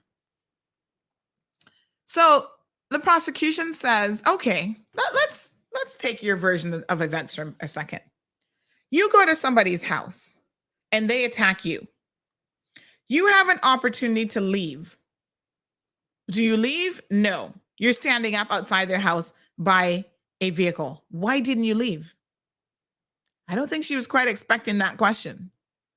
Why didn't you call the police? If somebody attacked me, listen, y'all saw when my poor Coco got attacked. After almost having a literal heart attack, the first thing I do is call the police. You dial 911. I need help. My dog was just attacked. I was attacked. This man viciously beat me. He pushed me down. She did none of that. And yet she wants us, and more importantly, the court, to believe that she was the victim. But she doesn't act like a victim. She does nothing that a victim would do. So they say to her, when he attacked you, as you claim, you could have left. You could have got out of there.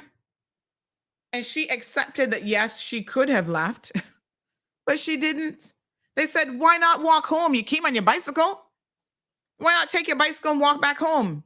She claims that she was afraid that they were going to come after her again.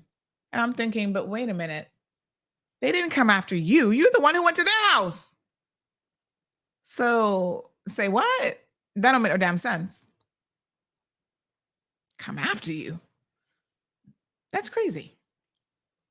Anyway, I ain't saying her version of the story make any sense, but I'm just telling y'all what it is. So she says, yes, they were going to come after her. Okay. She goes on to say that she was confused and she was distraught. She felt fearful. And there are things that she doesn't want to say that could hinder them. And I was like, hinder them? The prosecution pressed her, what do you mean hinder them? What does that mean exactly? Oh, because, you know, the son, she called him by name. We're not going to be naming the real victims here. He knows where a gun is kept in the neighborhood. He has access to a gun.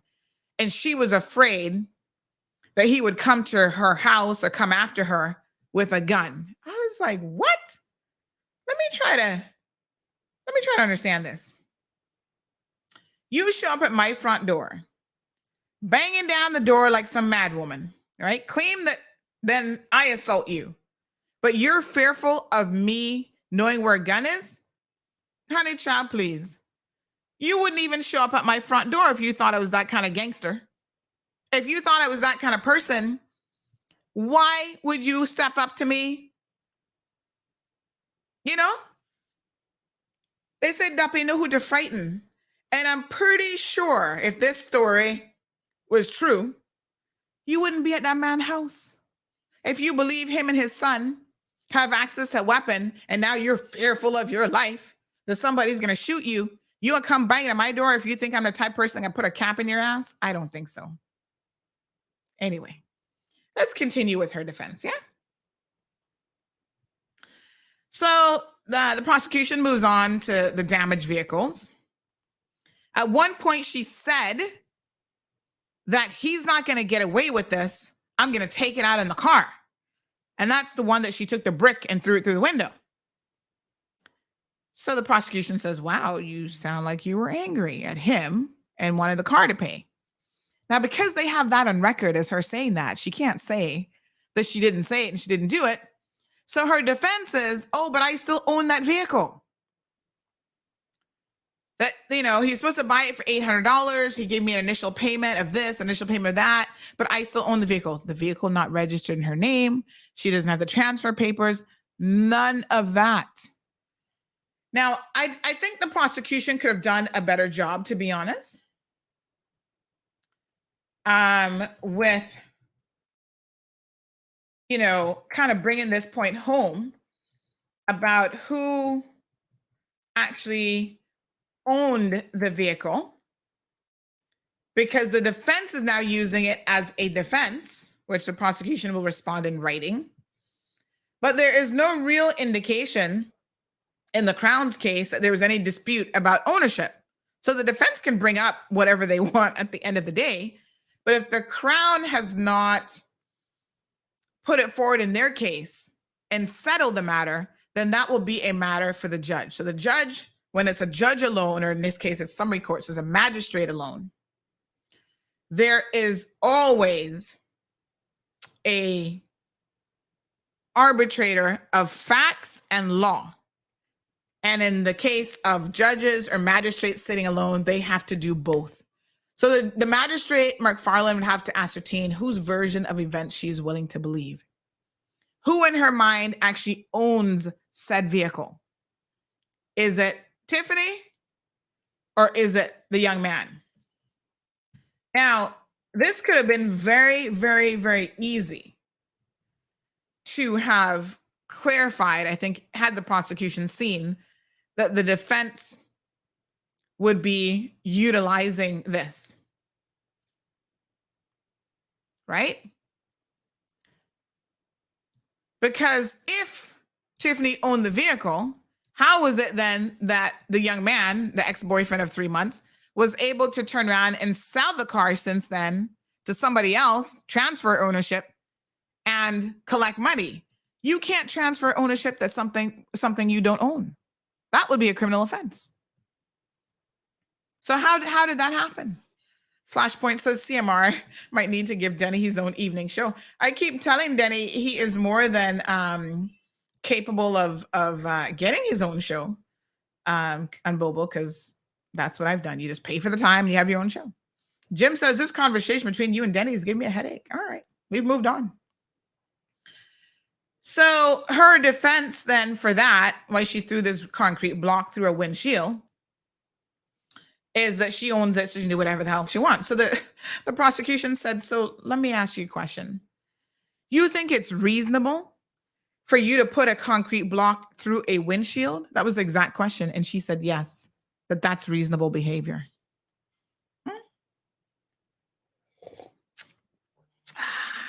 Girl, I'm thinking, listen, in whose world is that considered reasonable? But anyway, she said, yes, that's reasonable. So the other vehicle was also damaged after she allegedly took her bicycle and threw it on top of that vehicle, broke the windshield. So then they ask her about that one. She says that didn't happen. She didn't do it. So I'm thinking, wait, let's try to follow this train of not so logical logic. You admit to damaging one vehicle. A second vehicle parked right next to it that your bicycle ends up on top of, you didn't damage? So who damaged it? It's like, girl, since we're on the topic of y'all want to be legal eagles this morning, in law, there is a thing called res ipsa locator, right? Somebody just messaged me. They're like, what is that thing that Danny keeps talking about? What is that word? Mensa? I'm like, no, it's mens, M-E-N-S, rea, R-E-A, two separate words. Res ipsa locator means it's a basic legal principle that essentially means that the thing, the literal translation is the thing speaks for itself. And a lot of times this is something that's applied like in, all sorts of cases really, but traffic cases and whatever. In other words, it is when something is so obvious, there is no other possible explanation.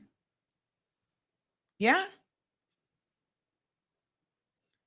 So the bicycle ended up on top of the bonnet and broke the windshield, and you just damaged the vehicle next to it.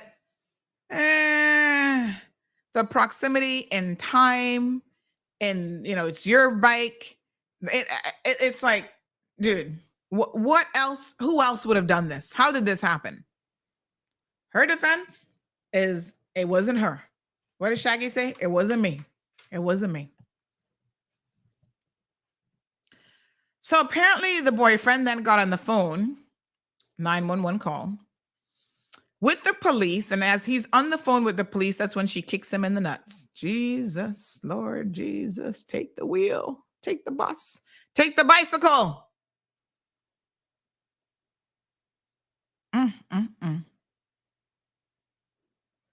Kicks him in the gonads and the family jewels. Oh my God. I can only imagine how that must hurt, fellas. I can't imagine being, oh my God. Ooh, honey child. That must really hurt. Anybody ever been kicked in the nuts before? Johan, has Pilar kicked you in the nuts yet? Because I know you be testing her.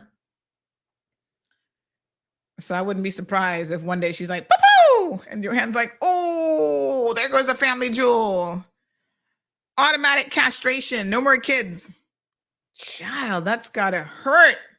Anyway, she did that. For the parts that she couldn't deny, because again, res ipsa locator, she's like, oh, I don't remember. I don't remember what happened. It's like, wow. Anyway, she don't remember when it's convenient for her not to remember, apparently.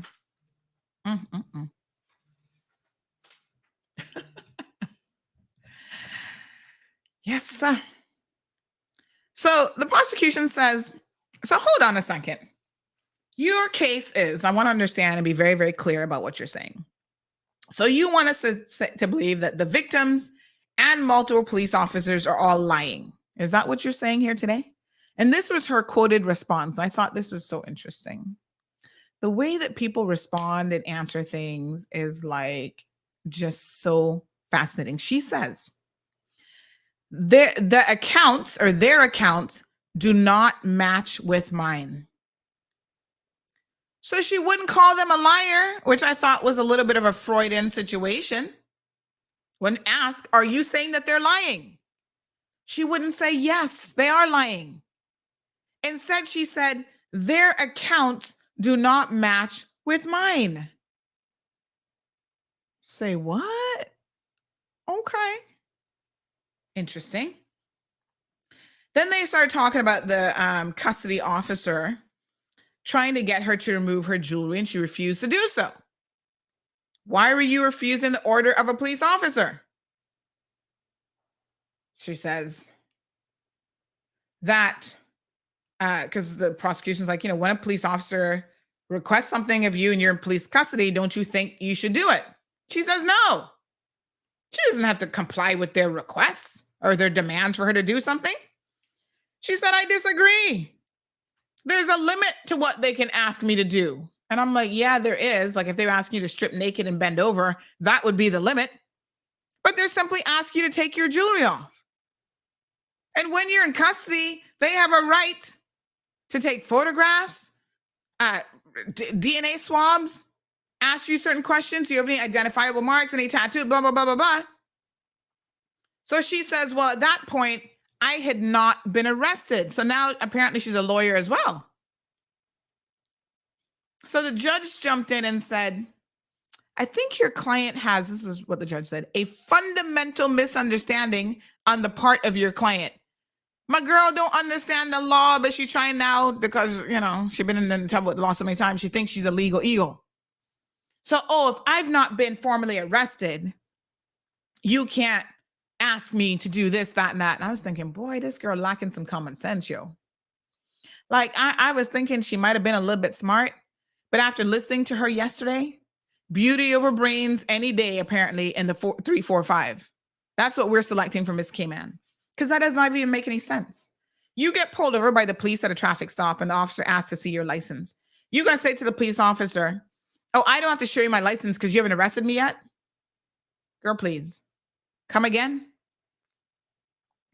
Irvin says, take the whole of Tiffany. He needs to.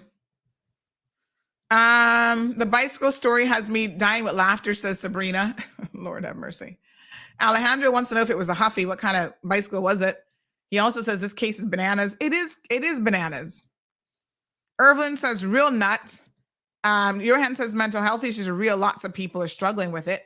Plus the public ridicule and shame that comes with it. Be kind. Johan, I'm going to conclude that this case is less about mental health than a spoiled little brat who doesn't get her way. And when she doesn't get her way, she plays the mental health card. I'm a victim card. I've been abused. I've been this. She's going to play every card to not take any friggin' responsibility for her own actions. It is beyond sad. That is the crux of this. Let's not water down mental health when this is really not much of a mental health case at all. She uses that to her advantage to gain sympathy from people. Yeah. Johan goes on to say that some men like that level of kinky. Lord Jesus, no, Johan. Nobody wants to be kicked in the nuts. Sounds like Alejandro has some experience with it. He says, sound like a Kim Possible to me, and that's the worst, yo. Belly turned inside out. Talk about a killer. I can only imagine what it feels like. Mark says she's been watching too many cop shows. Haley says, thank you, Sandra. She's a wolf in sheep's clothing. And she's fooling quite a few of y'all. Y'all are really convinced. Like, oh my God, she's mental. She's mental. She mental, all right. Nothing that a good bitch lick probably wouldn't fix, though. Anyway, she claims that she's not been arrested as yet. She said that this is the part that I had to chuckle at. She said that there was no reason given why the police came for her and why she was in handcuffs. And I can't assume that I'm arrested. Oh my God. You just went to somebody's house and had this hold down kick fest. And you need a reason from the police as to why they have taken you away and put you in a police car and put you in handcuffs and then you're trying to kick out the police car? You need a reason why you at the detention center? Girl, what planet you really on? Not even planet, what universe you are orbiting around? I was just like, what? Anyway, I'm just there taking my notes and trying to keep a straight face, child, but it was difficult. Then she, when they asked her to remove, she said, I didn't feel that I needed to remove my rings. Another direct quote. And at one point she decided to go limp, right? So she plays like, I've never done that before. How does this limp thing work? I think I need to practice. I should have done that when I got arrested. I just try and move this 500-pound body now that I'm limp. Yeah, go ahead, suckers. So she went limp, and the prosecution said, oh, is that your idea? You going limp, is that your idea of cooperation? And she said, yes. I was like, what? When you go limp, like I said, I've never tried it. It's got to be a thing. I don't even know exactly how to go limp, but I guess when you go limp, you're like, try to do it. Because I don't know, man, my brain can't quite comprehend this one. But what she said in court, because the prosecution said, oh, so going limp, where your fingers and they can't pull them off, that's your idea of you being cooperative, your cooperation. She said yes. At one point, she said about the female officer, Officer Brathwaite, which, by the way, somebody please put her in a course on how to answer questions in court, because she really did not help the prosecution's case at all. Every question is she cannot recall, she cannot recall, she cannot recall. RCIPS, get your officers trained on how to give testimony in court.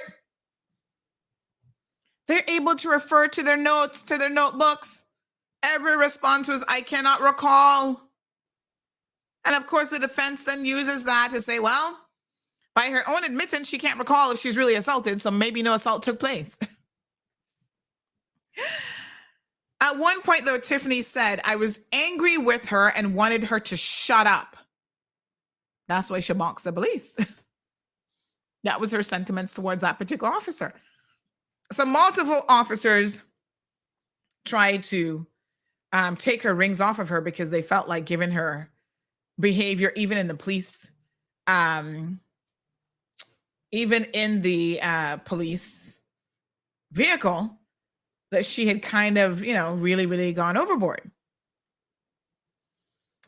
Before she was interviewed, because the officer was told that she has a history of being admitted to the mental health ward, they then decided to contact her mental health professional to see whether or not she is fit to be interviewed. He cleared her to be deemed fit to be interviewed. Now, here's the most important thing. Her attorney, as part of their defense, is saying that the police are not adequately prepared or trained to help or to deal with people with mental health issues. So they should have treated Tiffany special and different given her mental health issues. And he digged into Officer Brathwaite, saying, well, when have you gotten training how to handle an arrest with a mental health patient? When was that training refreshed and all kind of stuff? And let's be honest, it's not a whole lot of training that they're getting, and there's no refreshing of the training. But here's Tiffany's mindset.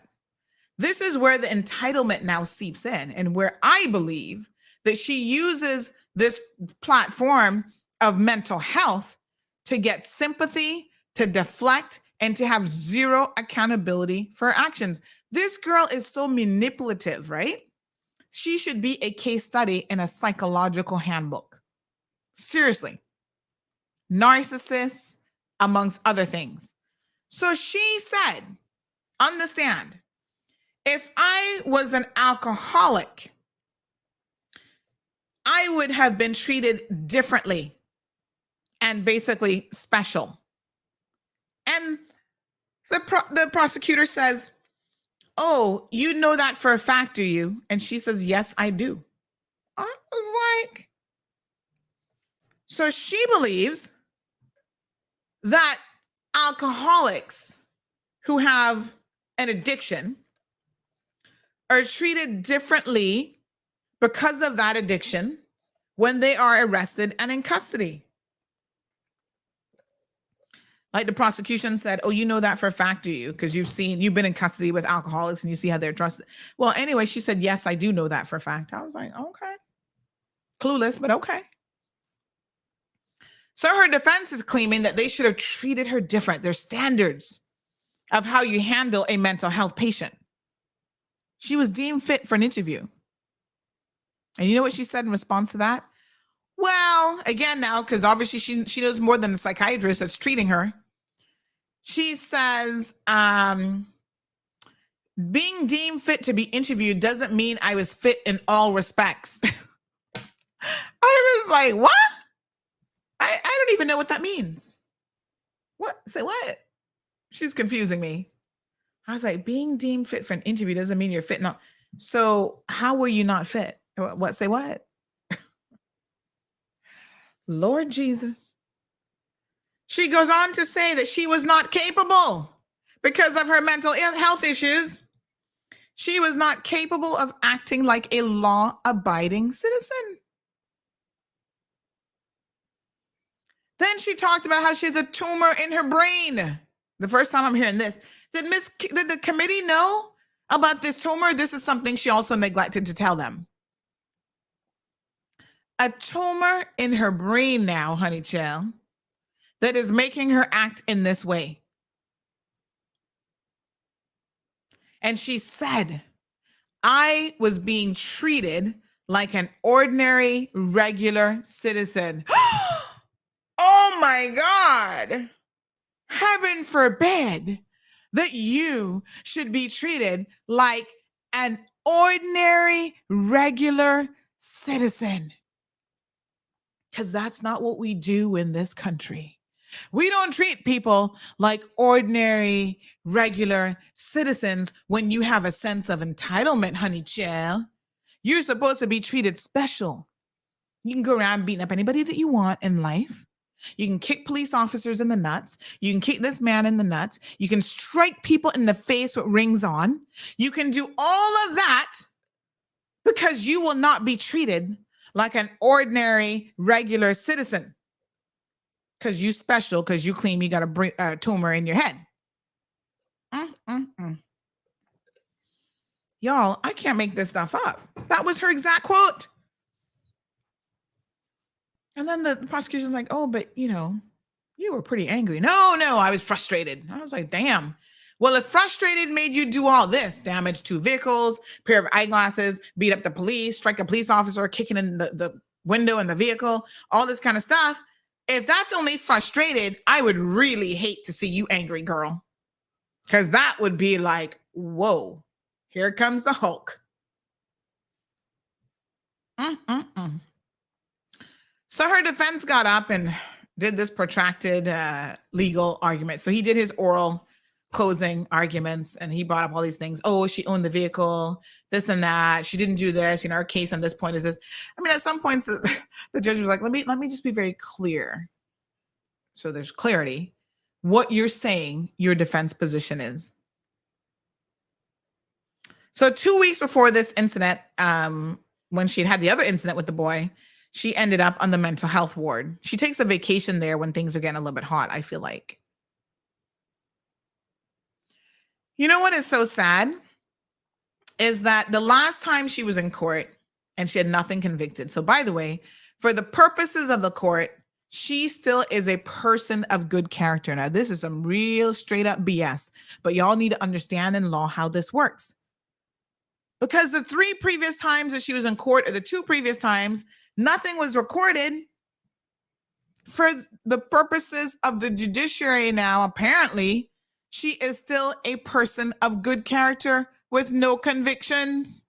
And that will work in her favor when it comes to any potential sentencing. And even, I guess, if the judge is going to give her the benefit of the doubt, like, oh, she's never, been convicted of anything. It's not astonishing. She's broken into somebody's house and she's done all this stuff. And this is why victims, I want y'all to listen to me very, very carefully. I was speaking to someone yesterday about this, especially when it comes to sexual assault victims. I know the difficulty of going to court and putting yourself in the line of questioning by some of these unbelievable attorneys who are going to come to you with all kind of foolishness. But not only do you have a responsibility to yourself to try to get justice for your own self, but in my opinion, you have a greater responsibility to stop these perpetrators, because they will not stop until they are convicted and they're in a jail cell somewhere, right? And when you do not notify the police about who they are and what they've done to you, unfortunately, you allow them to continue to be perpetrators and get fresh and new victims. So when you take somebody like this young lady to court twice and she walks away, nothing on her record, her lawyer and the prosecution all accepting, oh, she's a person of good character. Meanwhile, she's broken into someone's house, held herself hostage up in somebody's house, had a weapon, done all this stuff. And she gets to walk around this place talking about she's a person with good character. Something's wrong. Victims need to be more aware of what their rights are and how to assert those rights in a court of law. So I don't blame this particular victim, the father in particular, for standing up and not just letting this drop. Because the problem with somebody like Tiffany, who has this level of entitlement, is she has operated her entire life with this, I am not a regular, what should you say, an ordinary, regular citizen. Somebody told you that, honey. And they have lied to you. You are nobody special. I was sitting there looking at her mom, and I thought to myself, as a mother now, I try to sympathize, because boy, these children sure can really just test you. And I'm sitting there thinking, what if this was my daughter? Jesus Christ. Lord have mercy. I mean, I hope I couldn't ever raise a daughter that would grow up in this world thinking she's that entitled and she's not an ordinary, regular citizen. Because I work every single day to reinforce to her that even at the age of 6, you cannot do certain things in life. There are consequences for your behavior. And there are rules that we all have to abide by and we all have to follow. Right? I can't allow her to be my failure in life. I would feel so disappointed. As a parent, we have a responsibility to raise our children better than some of y'all doing. Now, I'm not trying to castigate her mother, because I think her poor mother has lost control, and she probably lost it a long time ago. She looks so humble and meek. And I doubt she's anything like Tiffany. I think that honestly, her mother probably just doesn't even know what to do. She got her hands full.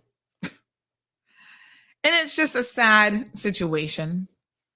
But you know what I wouldn't do? And this is a question for parents out there. If you listen to this program this morning, you tell me now. You know your daughter's sitting up there lying through her teeth. Your daughter has put hands on you and assaulted another sibling, at least once that we know about, because the police were called. Why are you there, sitting there, listening to her lies and supporting her in this moment when she cannot even be truthful? The only way as a parent that I'm going to show up and support you is if you tell the truth. You say, Mommy, I was wrong and I'm sorry. Throw yourself on the mercy of the courts, as she's done before, by the way. Maybe she didn't do it then either, and they just found her guilty and kept giving her a pass. How many of you would be sitting there? This is a legit question now. How many of you would sit there and support your children when you know they're lying? Good morning, caller. Good morning, Sandy. How you doing? Not bad. How are you? Would you be supporting your child if you knew they were sitting there lying? Who? Your child. No, sweetheart. Miss Sandy, that would never happen. No. And my son has done wrong before, and I've stepped aside and let him deal with whatever he got to deal with. Sandy, there's obviously something we got to call water authority, or there's something in our water. Because whatever water she's drinking is making her delusional. Okay, there's something, she needs to have Brita water or something. And you know what? If they take the crown from her, she can at least get a job with what's that insurance company called? Allstate, the one with Mayhem, because that guy's getting a little bit old. So she could get a job with Allstate, doing Mayhem, because who does that? And what my question is if everyone know that she has a history of mental thing, and there's people that have mental issues on this island, and she's taking away that from the people who actually needs help. Yes. You know what I'm saying? You're crying wolf on BS, right? And the thing of it is that you have, like I said, you have people with real mental issues, and she's making a light out of real mental issues. You know what I'm saying? And it's like you said, even when I go to the movies and we watch a movie, and any guy in the room will tell you this, if you're watching a movie and you see a guy get kicked in the even us in the movie starts to scream. So for a woman to do that to a guy, no.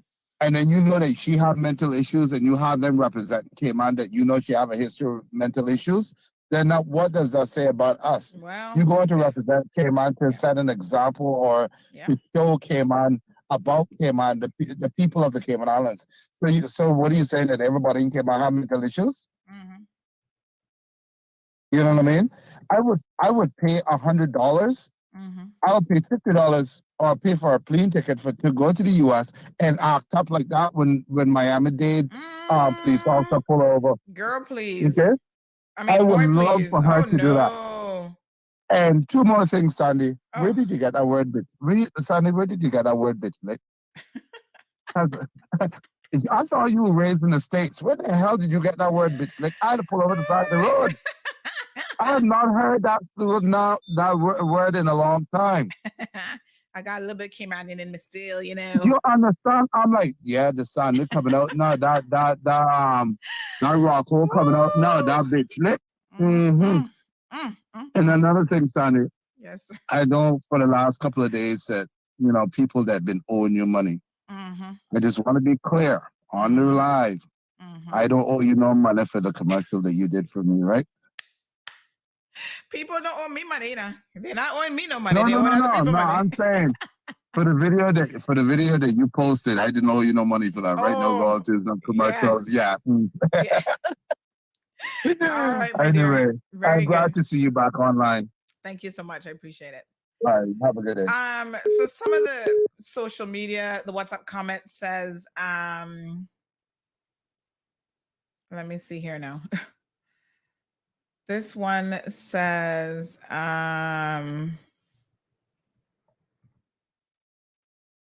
just a correction. I think I slipped earlier, and I said that Lynburn Eden is for Mr. Anthony, not Mr. Anthony.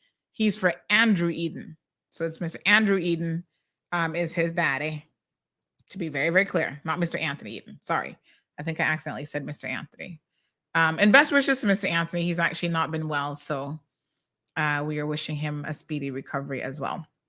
So this person says, if she is a mental health patient, how the F, and they spelled it, they didn't just say F, they said how the you know what, is she Miss Cayman?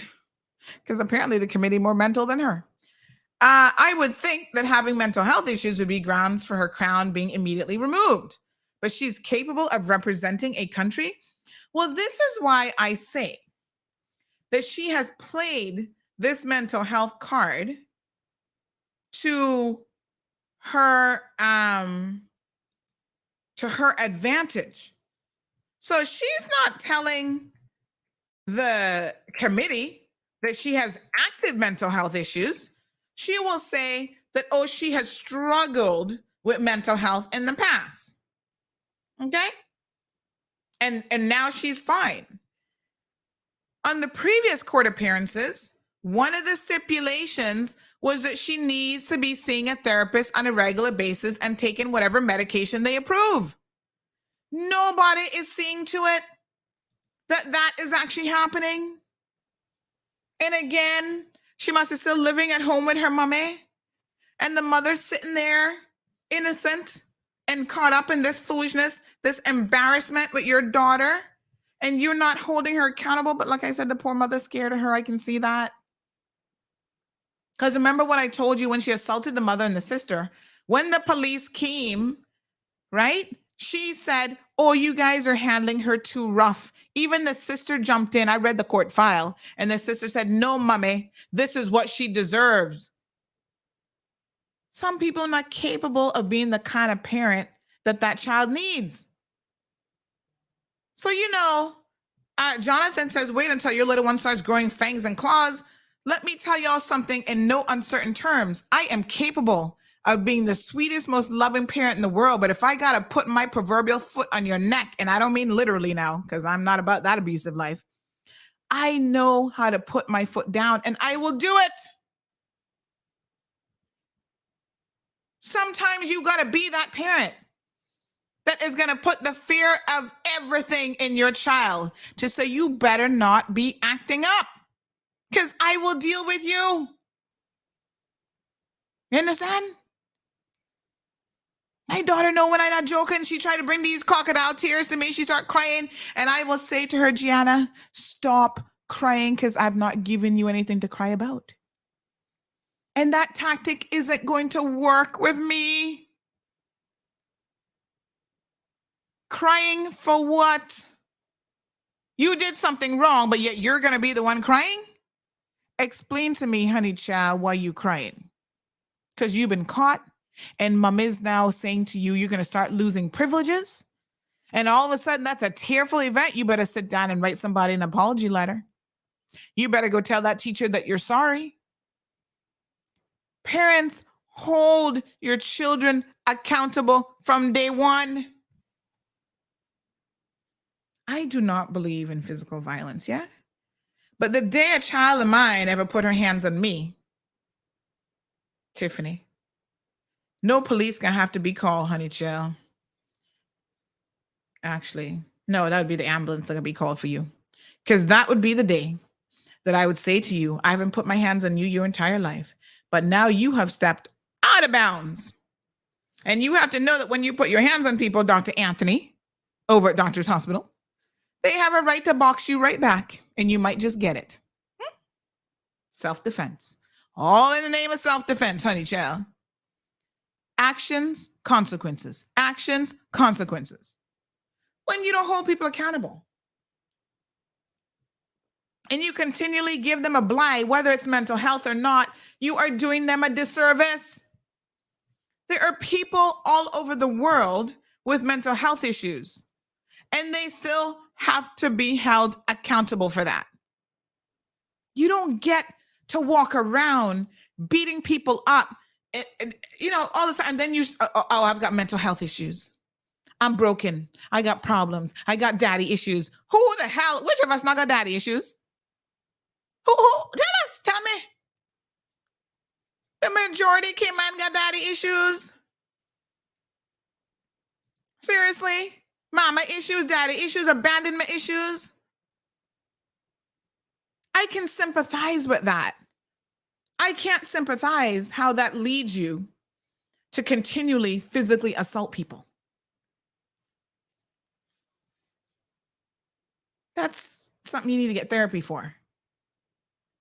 And the fact that you've been doing this for years and there's no change in your behavior says to me that you're going to continue doing it. Why? Let me go back to my little blue handbook over here, my blue court notes, because you don't believe that you should be treated as an ordinary, regular citizen. That is why. This is ridiculous.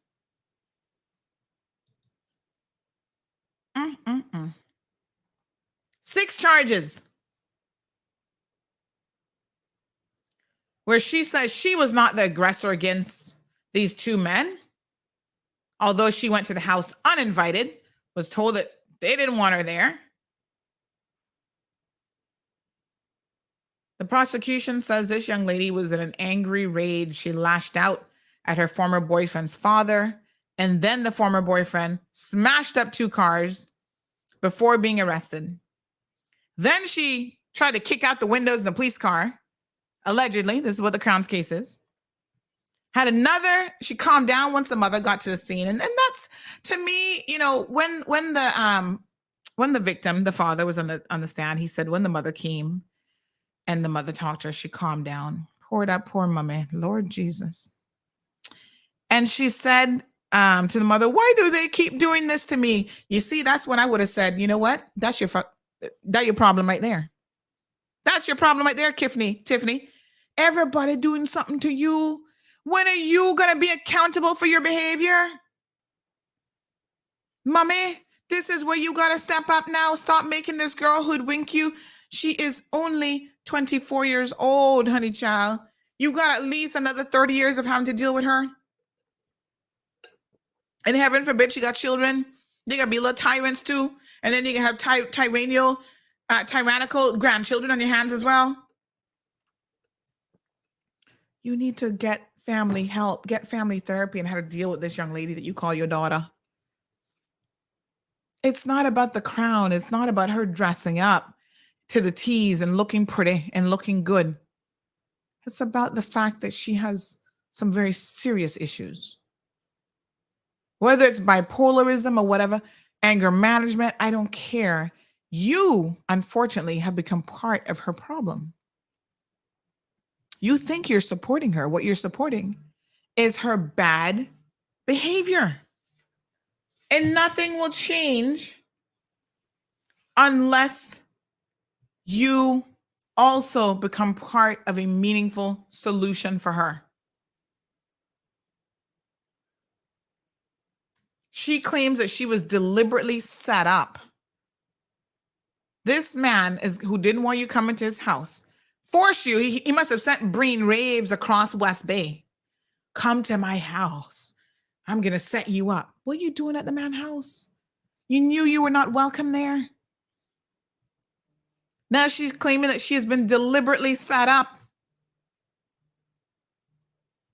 That the man opened the door and started shouting at her and pushed her down the steps. He probably should have done that because then you would have known that he wasn't the man to mess with that night. But he's not that kind of person. And trust me, I know the victim. I don't know the son. I don't know his son. But I know the victim. And he's so soft and humble and meek, poor thing. That day he needed to find his gonads. He needed to find some balls. Because one good tap would have solved that problem for good.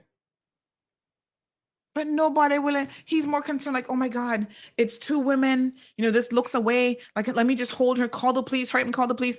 They didn't want to put their hands on her. But from the second she smacked you and knocked those glasses off of your head, honey child, let me tell you, now it's self-defense, Bobo, TD.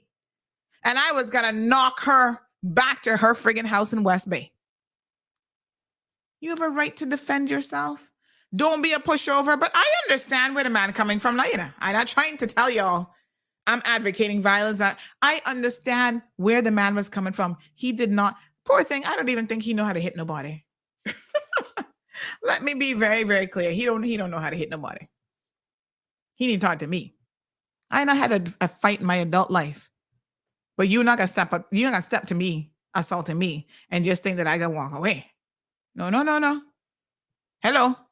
I'm a Georgetowner, you know. All right, let me just leave it there. I would have to dig deep, I'm sure, to find it in me. But I would have to dig real deep.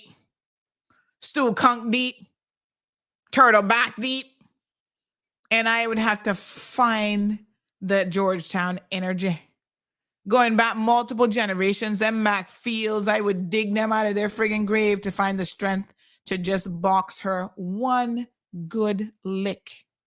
As a matter of fact, I wouldn't want to mess up my hands now, because, you know, I got to be typing and stuff like that. So I'm not so sure that I would hit her with my hands. But the foot worked pretty good, you know. You box me, I would take my foot and kick you in the nuts. You don't have none, but you'd have some that day. Something would drop. No, sir.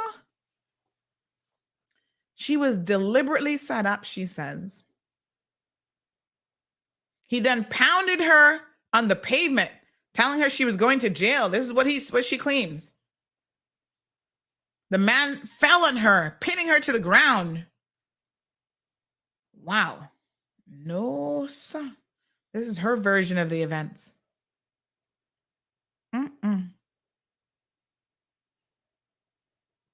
She goes on to say that there were always feelings between herself and the man's son, but the pair were never in an official relationship, but had spent time at each other's homes and on his boat. Wow, imagine if he was in an official relationship. Lord Jesus. She probably would have stabbed you that night. She said that they met when she sold him her car, which she claimed had not been finished paying off, which again, I have spoken to the victim. They said that's not true. She also claims that night she'd gone to see him at his request, but that the relationship was coming to an end. This is despite the fact that the court had heard that her ex had sent messages telling her not to come. Conolly insisted that he had called her numerous times asking her to come over to talk. And she said, I went because I trusted the voice I heard during the call. Prosecution showed messages. He said, do not come over here. Because that's her attitude. Not coming over or else. And he said, do not come over here. So the messages that can be proven, she said, no, ignore those. Again, this is the ridiculousness of it. She said, ignore those. He was calling me and seducing me, telling me to come over. Good morning, madam. You're live on the radio. I sent on WhatsApp. You're on the radio right now, my dear, but I see you keep calling. Is there an emergency? Hello? Yes, you're live on the radio. Is there an emergency? Yes, Miss Edna, them brought through the stall and she was trying to get you, Miss Susan. Right? For when time anything happened down at the market. And Mr. Amblin send one message, Gary. If you come here and listen to that message, Miss Susan, it's a disgrace. If the owner that running the market, where she tell a little girl, she could be a prostitute out there.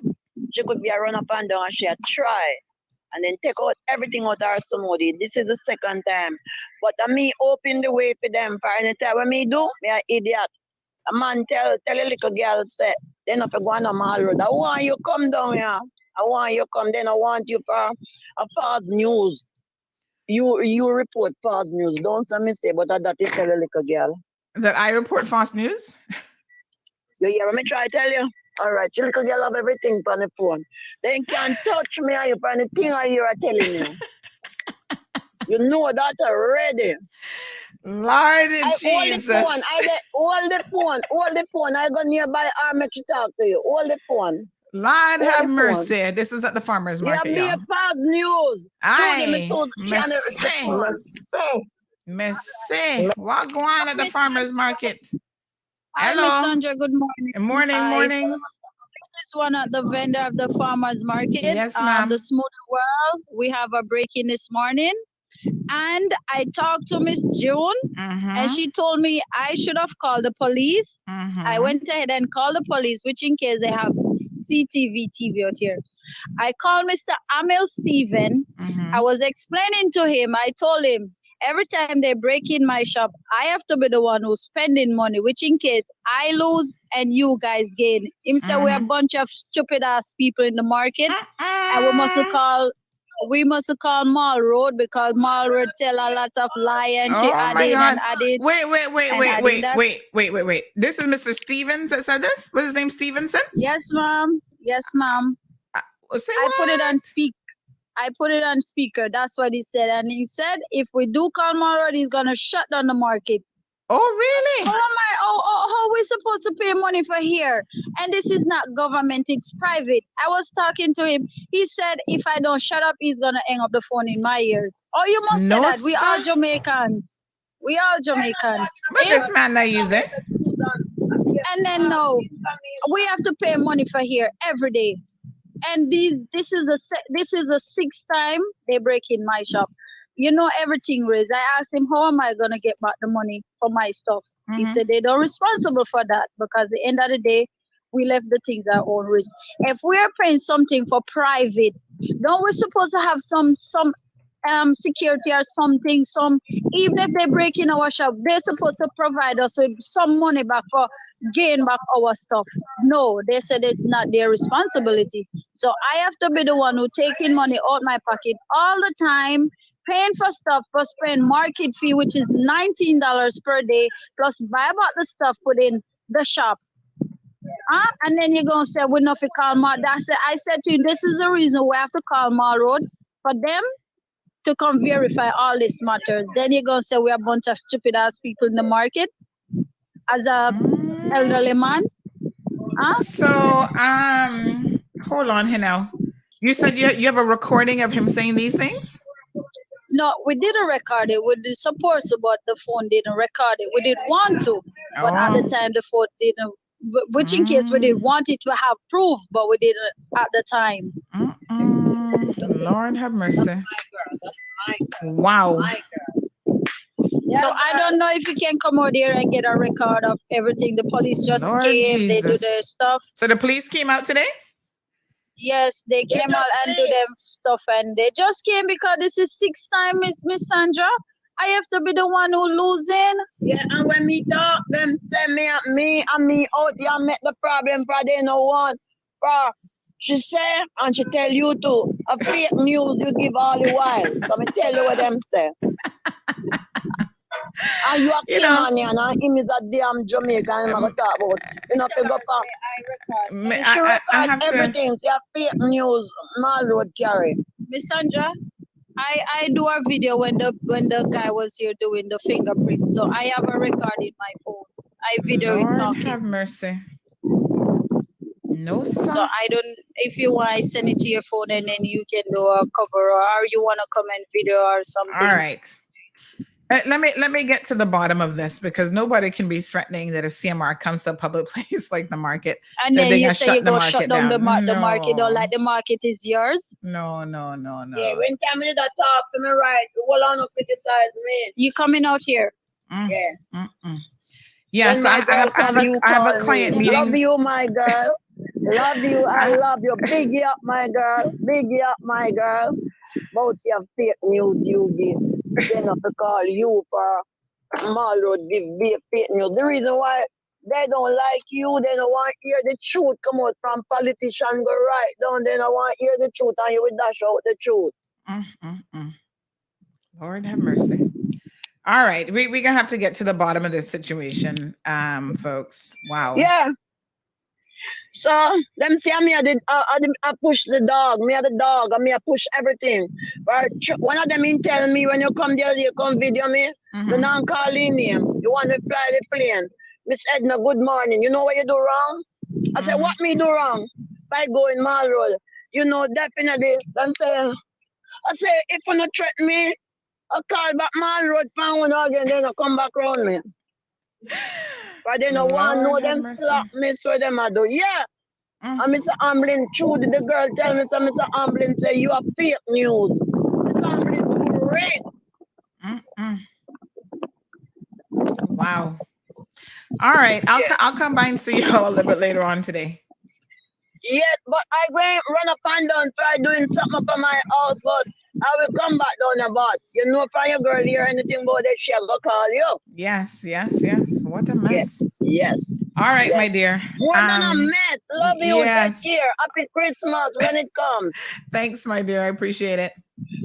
No, I go and get something for you what me know you like. Betting one melon. But a Friday, me I go get it. All right, honey. You still up for the office of my boy at the front place? No. Mobile these days. Mobile. Just call me. Yes, no problem. All right, honey. Love Good. you. Okay, love. Bye-bye. Bye-bye. Bye. What a hot mess. The farmers market situation seems a little bit out of hand, and that's what that was about. Let me try to see what can be sorted out. Lord of mercy. Yes, Irvin. Lord of mercy. What a banger, what a drama. Cayman love drama, so. No, sir. Let me try and finish up this other drama called Miss Hot Mess International, Tiffany Conolly. So she claims that the police were rough with her. She also claims that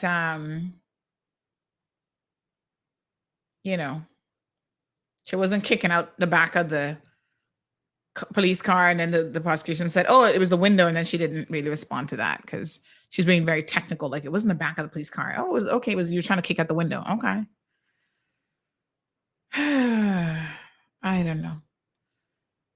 She's accused of punching a police officer in the face. CCTV footage was shown of her at the detention center. Some of it, they need to improve their CCTV footage now at the detention center. Some of it wasn't as clear as it could be. But it did show that she was angry and upset. She even threw a chair.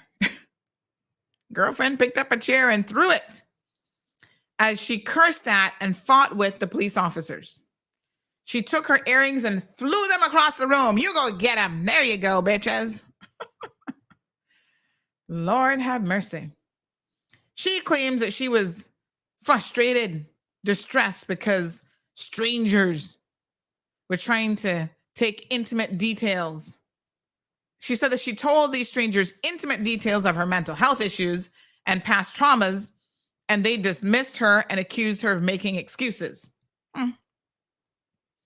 She also claims that the police officers, the female officers, or that the policewoman was taunting her, and she was being treated roughly by the officers, so she lashed out while they were pulling the rings off of her finger.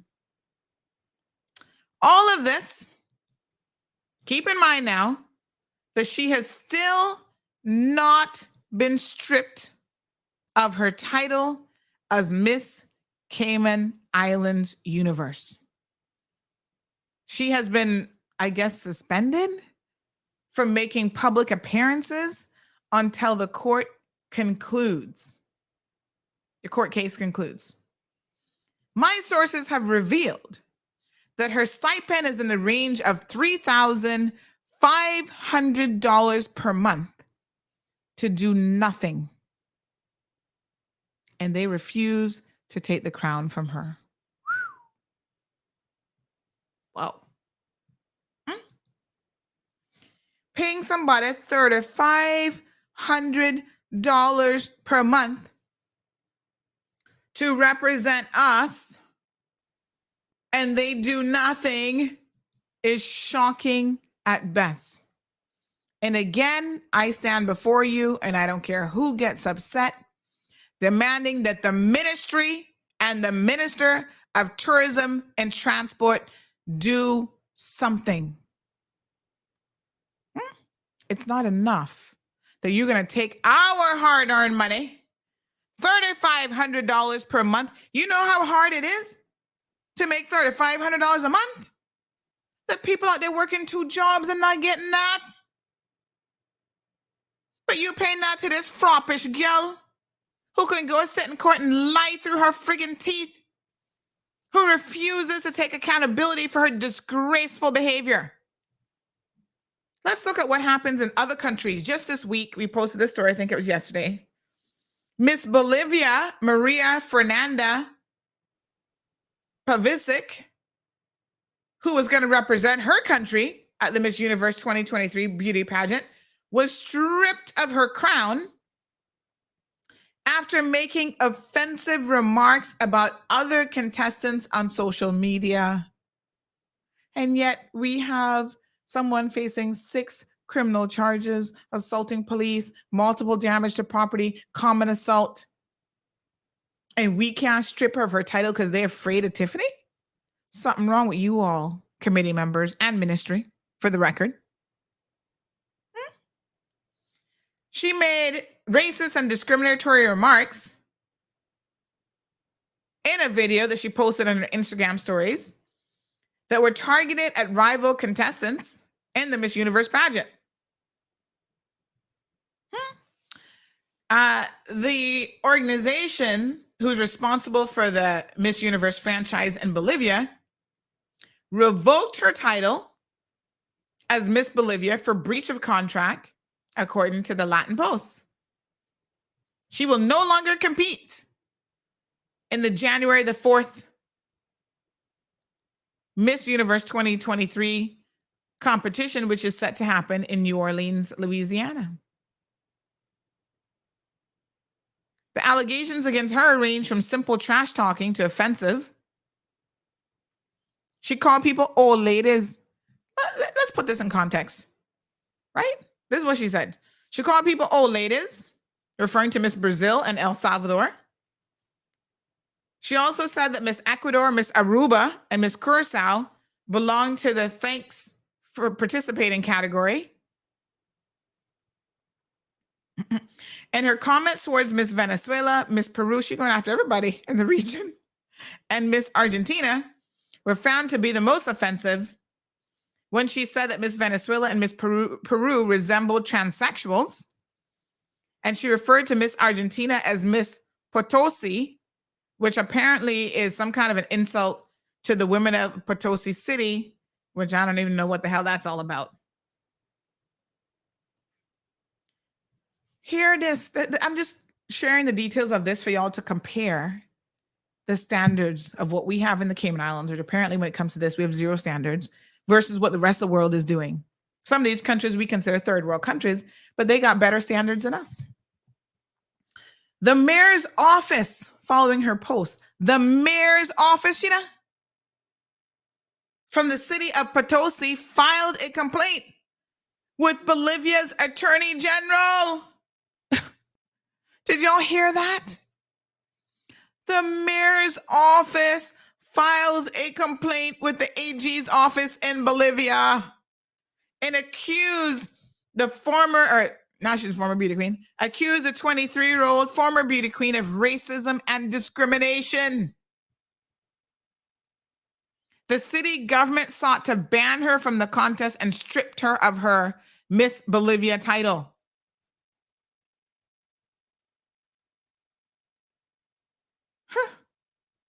She, of course, claims in typical beauty queen fashion that, the revocation of her crown was unfair. Wow.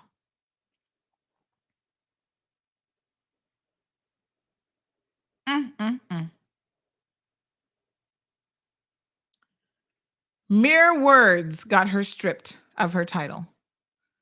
Meanwhile, we have a Miss Cayman will not strip her of her title, and she is in court for 2 counts of common assault, 2 counts of property damage. Yeah? Assaulting a police officer and disorderly conduct at a police station. 6 charges. And we can't strip her of her title. You want to talk about mental health issues? It seems to me that the people who might need to see a psychiatrist is the committee, first and foremost, and the ministry. Because now the committee trying to take their hands off of it and say, well, we're not the ones making the decision. It's the ministry that's telling us what to do. What a bunch of cockamamie.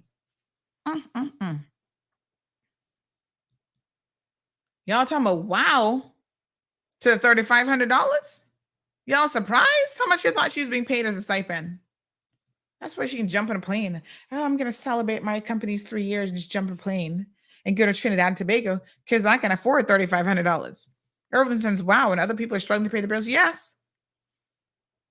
We believe in wasting money. Alejandro says that is some prima donna-ish. Yes, honey chill. Siobhan, good morning, darling. How are you? I miss seeing you. Hope you're well. Says exactly, no standards. You can do just about anything and nothing seriously happens. Like, seriously, yo. Well, apparently it makes a difference when you're not ordinary people. What does John Legend song say about we're just ordinary people?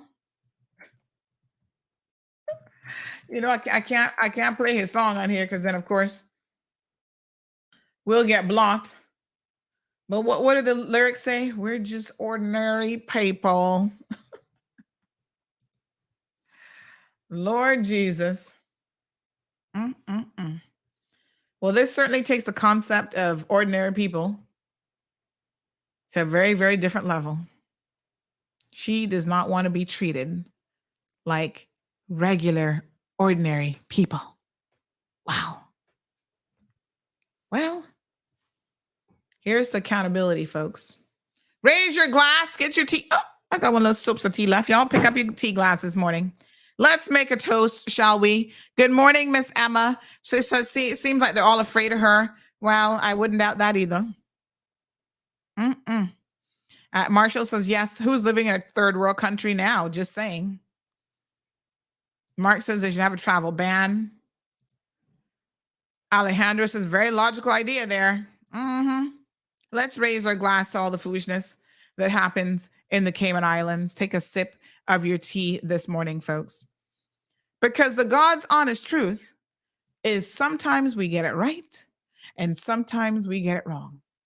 And this is a classic example of us getting it wrong.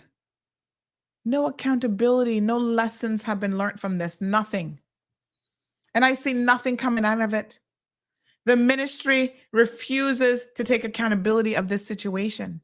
They refuse to put their foot down, even if they feel at this point that the committee was so complacent that they could not in good faith strip Tiffany of her title. You can strip the committee. You can send a clear message that incompetence, even at the voluntary committee level, should and will not be put up with. Remove every single one of them. Miss Brenda asked a very good question. Sandra, was there any proof or evidence of her having a brain tumor? No, because the defense is able to say any cockamamie, you know what, BS, and they don't have to prove it. They just throw it out there, and it's like whatever sticks on the wall. And this not sticking. Magistrate Philippa McFarland got better sense than this, honey chill. She's a very fair magistrate from what I've seen. I'm looking at her. And I know, listen, I went to law school with this young lady. She's very bright. And I can tell y'all that this not fooling her. I could tell. Listen, you know, the judges sit there and they try to be expressionless, but sometimes I imagine they can't really help themselves. I look and I'm looking at the micro movements on Magistrate McFarland's face. I'm like, oh, she's with the program. She's asking the right questions. Ownership of the vehicle. What does the traffic law say about it? Have you put your minds to that? Yes! Roll on through, Magistrate McFarland. You can get the verdict right, I believe. So we will find out in February. Hopefully, they have to do written submissions back and forth. We'll find out in February what the verdict is. Just as a Tamron switch would have worked wonders to change her mindset. Well, I don't know. I just don't know. I honestly do not know how this child has gone so wrong in life. I suspect it's been a lot of cuddling, not holding her accountable from day one. And you know, it's kind of like, let's have our toast. Here's to accountability, y'all. Drink your tea, drink your tea. By the way, Jonathan says Alejandro, says that he's drinking a Brazilian Bold. I don't even know what the hell a Brazilian Bold is. That's Brazilian coffee. What? And a stogie. All right. Drink up. Listen here now. When your children become adults, you can't control them. You know that already. And honestly, some of you have tried your best with some of these hard-headed children, and they not gonna do no better. But you know what? You have to step away as a parent. Sometimes you gotta show your children tough love. Even as adults, you step back and say, listen, I'm not gonna be supporting you in your foolishness. If this is a life you want to live, this is not how I raised you. You go out there and you be your worst person, but you're not gonna have me by your side. But you see, this is when you know that the parent has been complacent the entire time. When they still stand up there with their children. No, I will stand by you because you're my child. but only when you do the right thing, even in the face of having done the wrong thing. Does that make sense? So yes, you screwed up. You did the wrong thing. Now just stop with all the BS. Stop with all the excuses. Listen, that court case got more excuses than Quaker got oats. Ms. Brenda said that the prosecution challenged the claim of the brain tumor. No, because the defense, like I said, is free to pretty much say whatever the heck they want. They will ask questions, but my God, if she challenged everything, listen, she'd be there still trying to challenge all the foolishness, all the excuses that this girl came up with. Jackie Palmer says, I had to cut communication with my only adult daughter just because she has no ounce of manners. I will not allow my child that I gave birth to think that she can speak to me as she pleases. No, no. And I mean, that's sad, Jackie, and I'm sorry to hear that. But, do what you got to do. It will ultimately be to the benefit of that child. If she values her relationship with you, she will come around, and it sounds like you raised her better than that. She will come around and find those manners, even if it's in a Cracker Jack box. So yes, cut her ass off. Deny her that relationship with you. It is a privilege to have relationships with people. Even when they're family, they don't have to be your friend. They don't have to engage with you.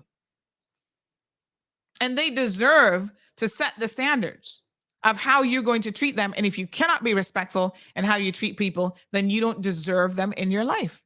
And I don't care if they're your mama or your daddy. Get to stepping.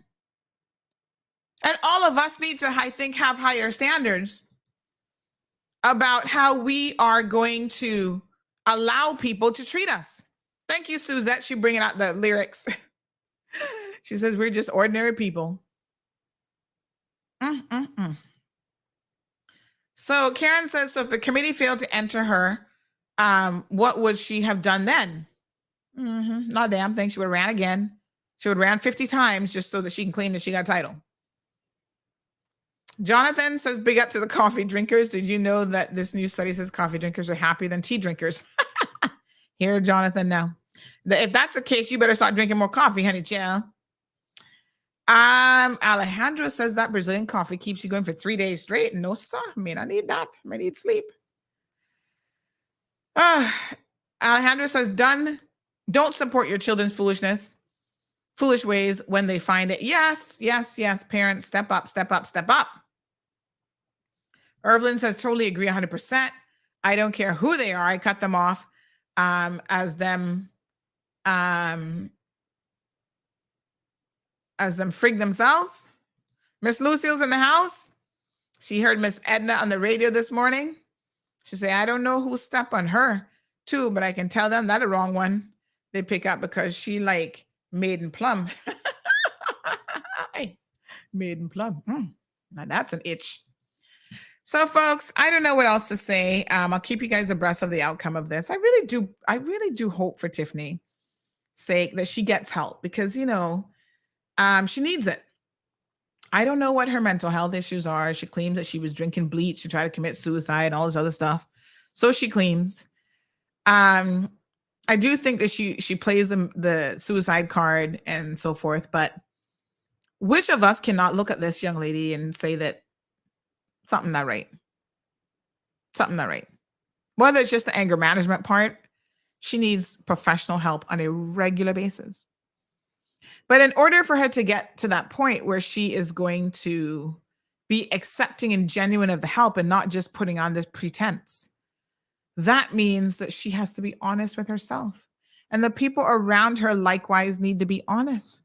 Mommy, I see you in court and I want to give you a hug. I really, really do. Because I can only imagine what you've been through, girl. That this child of yours is going to take years off of your life, and you should not allow her to do it. If I were you, I would put your foot down.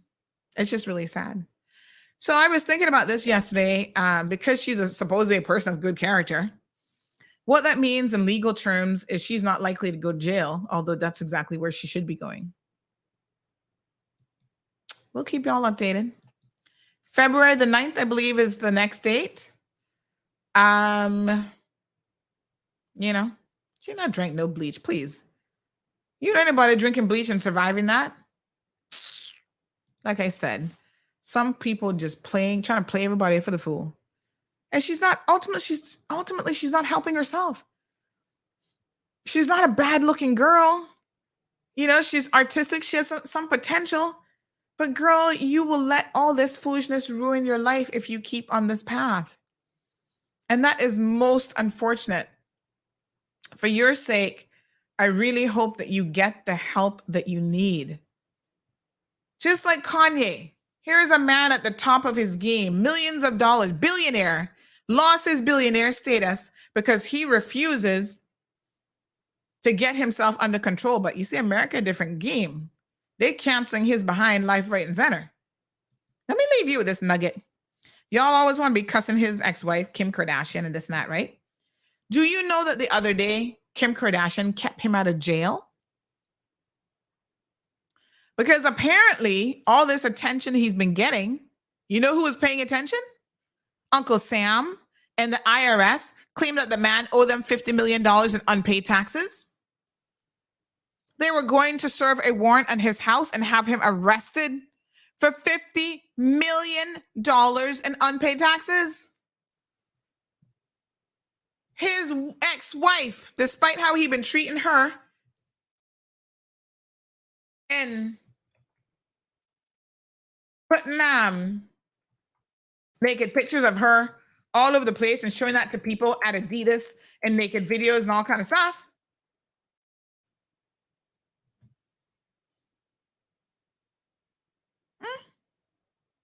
They charged him with tax evasion. 4 of his bank accounts were actually frozen.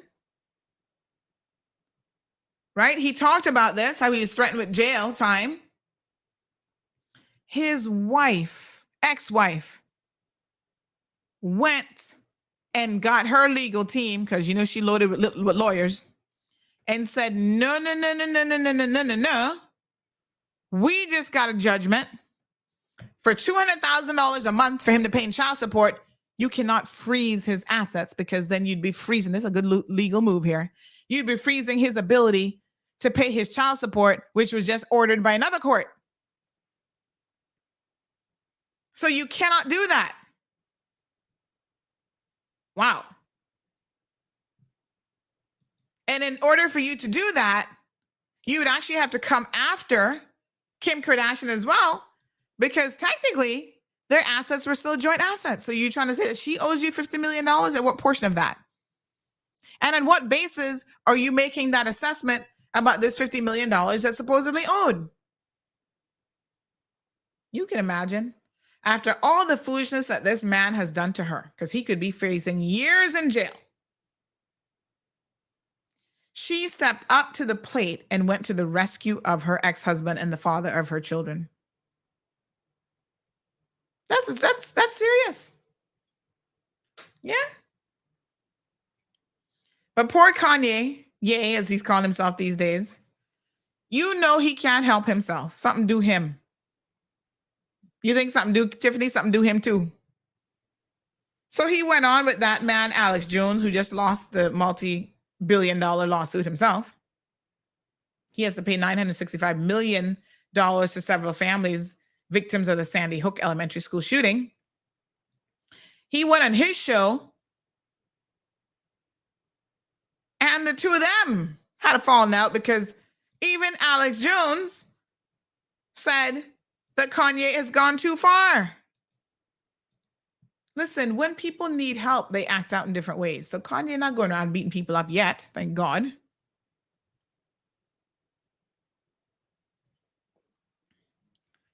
But if the person refuses help, a lot of you are like, oh, Kanye is brilliant. He's this and he's that, right? How brilliant can you be when you're bipolar and you don't want to take your medication? And you're going around single-handedly destroying your own career. That's not brilliance, folks. That is stupidity. That is, I can't recognize with all the professionals around me that I need help. That's what that is. And it is sad. So no evidence was presented about this brain tumor. First, I'm hearing of it, to be honest. I don't know nothing about it. I don't necessarily believe it. But, I think this young lady needs to really be careful. Talking about she got a brain tumor and mental health issues. She needs to be careful what you calling down on yourself. Girl, get help. While you still can, get help. Yeah? It's a serious thing for you to go to court and lie through your teeth with your braces on about all of this. And I'm sure that Magistrate Mark Farland, in her verdict, if she finds her guilty, is not going to be impressed by the scope, the magnitude, and the depth of the fact that she refuses to take any degree of accountability for anything. Final call of the day. Caller, good morning and welcome to the program. Final call. Good morning, Sandy. Yes, sir. All right. The thing is, she's saying that she has a brain tumor. Yeah. And we all have to look at it this way. There's obviously something wrong with this young child. And I will say young child. I wouldn't even say a young woman, young child. Mm-hmm. And people have to look at it because this is something that is, you're opening a can of worms that I did not even know, or a lot of people did not know. Mm-hmm. Number one, she's saying that she's Miss World and she's on the committee. She was awarded on the committee with a mental issue. Not conviction, but pending charges. Okay. Now committing suicide. So that's what they're allowing to come on, or attempted to commit suicide or threatened to commit on life in itself. Cause I can't say that, we can't say that on thing there, but on life in itself, all of this, and they're still allowing this to happen and still giving them the stipend. I didn't even know $3,500. And most people go and bust their backside and could barely get $2,500 a month. Right? That should have been frozen. Mm-hmm. Number one, that should have been frozen, period. From time she was suspended, that should have been frozen.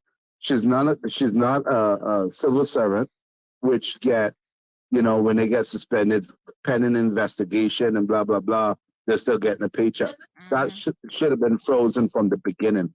From the good word jump. Number two, travel benefits should have been pulled because you traveling and people knowing you as representation of the Cayman Islands. Mm-hmm. Mm-hmm. You understand? That should have been pulled. My heart goes out to their parents, to the trauma that they have to deal with right now. Mm-hmm. And the second of all, the court said, okay, if you have a tumor, I need you to get me a medical certificate saying that you have a tumor and where that tumor located. Mm-hmm. Right? See, because this is why, let me tell you something. This is why I believe that that the court process should be open and transparent to the public. Because I think a lot of people in the public don't even understand how this works. So the defense is able to say anything in court, pretty much, blame other people, and provide zero evidence of it. They don't have to prove what they're saying because the burden of proof is on the prosecution, not on them. So they just throw in anything. It's like the guy with the rape thing, right? Oh no, we had consensual sex. My dad was home, blah, blah, so the prosecution said, oh, your father's going to come and testify that he was home that night. No. The defense does not have to provide any evidence, and people don't realize that. But Sandy, kisses go by favor, not ever. What person dog not gotta seem luck? Because if you go to court right now, mm-hmm. and you say you were driving without license or driving without insurance, you have to go without insurance to prove that your car was insured that day that they pulled you over. Back in the day, people would be able to go get insurance or a cover letter. That's a different type of situation. This is what I'm telling you. Yeah, but you still have to prove that you have a medical issue. No, but if you have a tumor, the defense just says something, and it is what it is. The defense don't have to prove nothing. They just put it out there, and of course, it would help her case if they actually proved what she's claiming in terms of her mental health, instead of her just being her saying it. Can the prosecution ask to see that medical certificate or medical or where that tumor is located? Like I said, she's made up so many excuses and reasons and this and that. The prosecution, I think, focused on what they saw were the more important elements of the case, which is just focusing on, okay, did you own this car? Because that's a lawful excuse. Because if she owned the car, she's going to get away with that particular charge. So the prosecution had to focus on that. Her mental health and tumor doesn't mean that she didn't do it. And in law, you can be held accountable even if you have a freaking tumor. This is where she now being a little bit stupid, doesn't understand the law herself. Because even if she had a tumor and has mental health issues, that does not allow you to go around doing stuff like this, like breaking the law. But so then the prosecution is like, whether she has a tumor or not is neither here nor there. I don't think anybody believes that she has a tumor, but even if she did, that would not be an excuse for her behavior. And she doesn't seem to understand that. And the thing of it is that she's saying, okay, she have a tumor and this and that, whatever. But yet she could recite the law and say, well, I was not arrested at the time. So it only goes by convenience. Anyway, listen, speaking of earning money, I have to be at an 11 o'clock appointment this morning. Well, I will say this last thing before I go. If both of them, Carr and Kanye, is both crazy, then they should put them both together. I'm just saying. Have a wonderful day. All right, my dear. So folks, Jonathan says, I'm getting a brain tumor thinking about it. Why is it taking so long for the government to restore the glass recycling program? I thought they already put something in place. Anyway, folks, that's what it is. I don't know what else to say. Vicky says she's getting $3,500 for doing nothing, basically. And domestic workers are making $800 and $1,200 a month. So, the prosecution didn't ask for any proof. And the fact that they didn't provide any says volumes as well. So to be very, very clear, prosecution cannot, they put their case forward first, and they can't necessarily respond to every single thing that the defense puts out there. Listen, they need to make court open court where all of us can sit back at home and watch that stuff on TV. A lot of you'd be surprised what really goes on in court. And by law, just like with Denny earlier, what is actually required to be proven. There you go, folks. Have a beautiful day. See you tomorrow morning.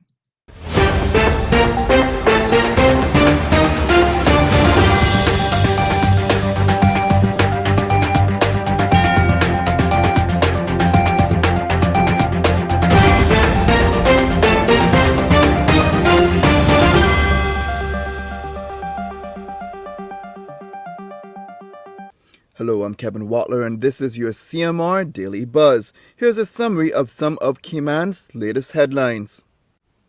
Police said they arrested a 25-year-old West Bay man in relation to a robbery at a service station on Hell Road in West Bay Monday evening. The Cayman Islands Customs and Border Control Service is reminding people who are importing goods for the holiday season to ensure all supplier or sales invoices are provided to their appointed agent before the goods arrive. This would help ensure a timely clearing and release of the goods. The Ministry of Investment, Innovation and Social Development has confirmed that all recipients of government's permanent financial assistance will receive an extra $150 with their standard distribution through the Needs Assessment Unit this month. Cubans carried out a peaceful protest on Bolton's Avenue to raise awareness of the poor conditions in Cuba, and they are asking Caymanians to boycott visiting Cuba. The Health Services Authority reported the COVID-19 related death of an individual who had severe comorbidities on Saturday. This brings the local death toll in relation to the virus to 37. Now for your CMR weather update. It's brought to you by WG Charters. Sunrise at 6:46. There will be a few clouds from time to time when the temperature is in the mid-80s and humidity at 68% like the forecast calls for. It will feel like it's in the low 90s. Winds east-northeast at 15 to 25 miles per hour, and the sun sets at 5:47. At nighttime, the temperature falls to the high 70s. Looking forward, the weather conditions will be pretty nice with mostly sunny skies.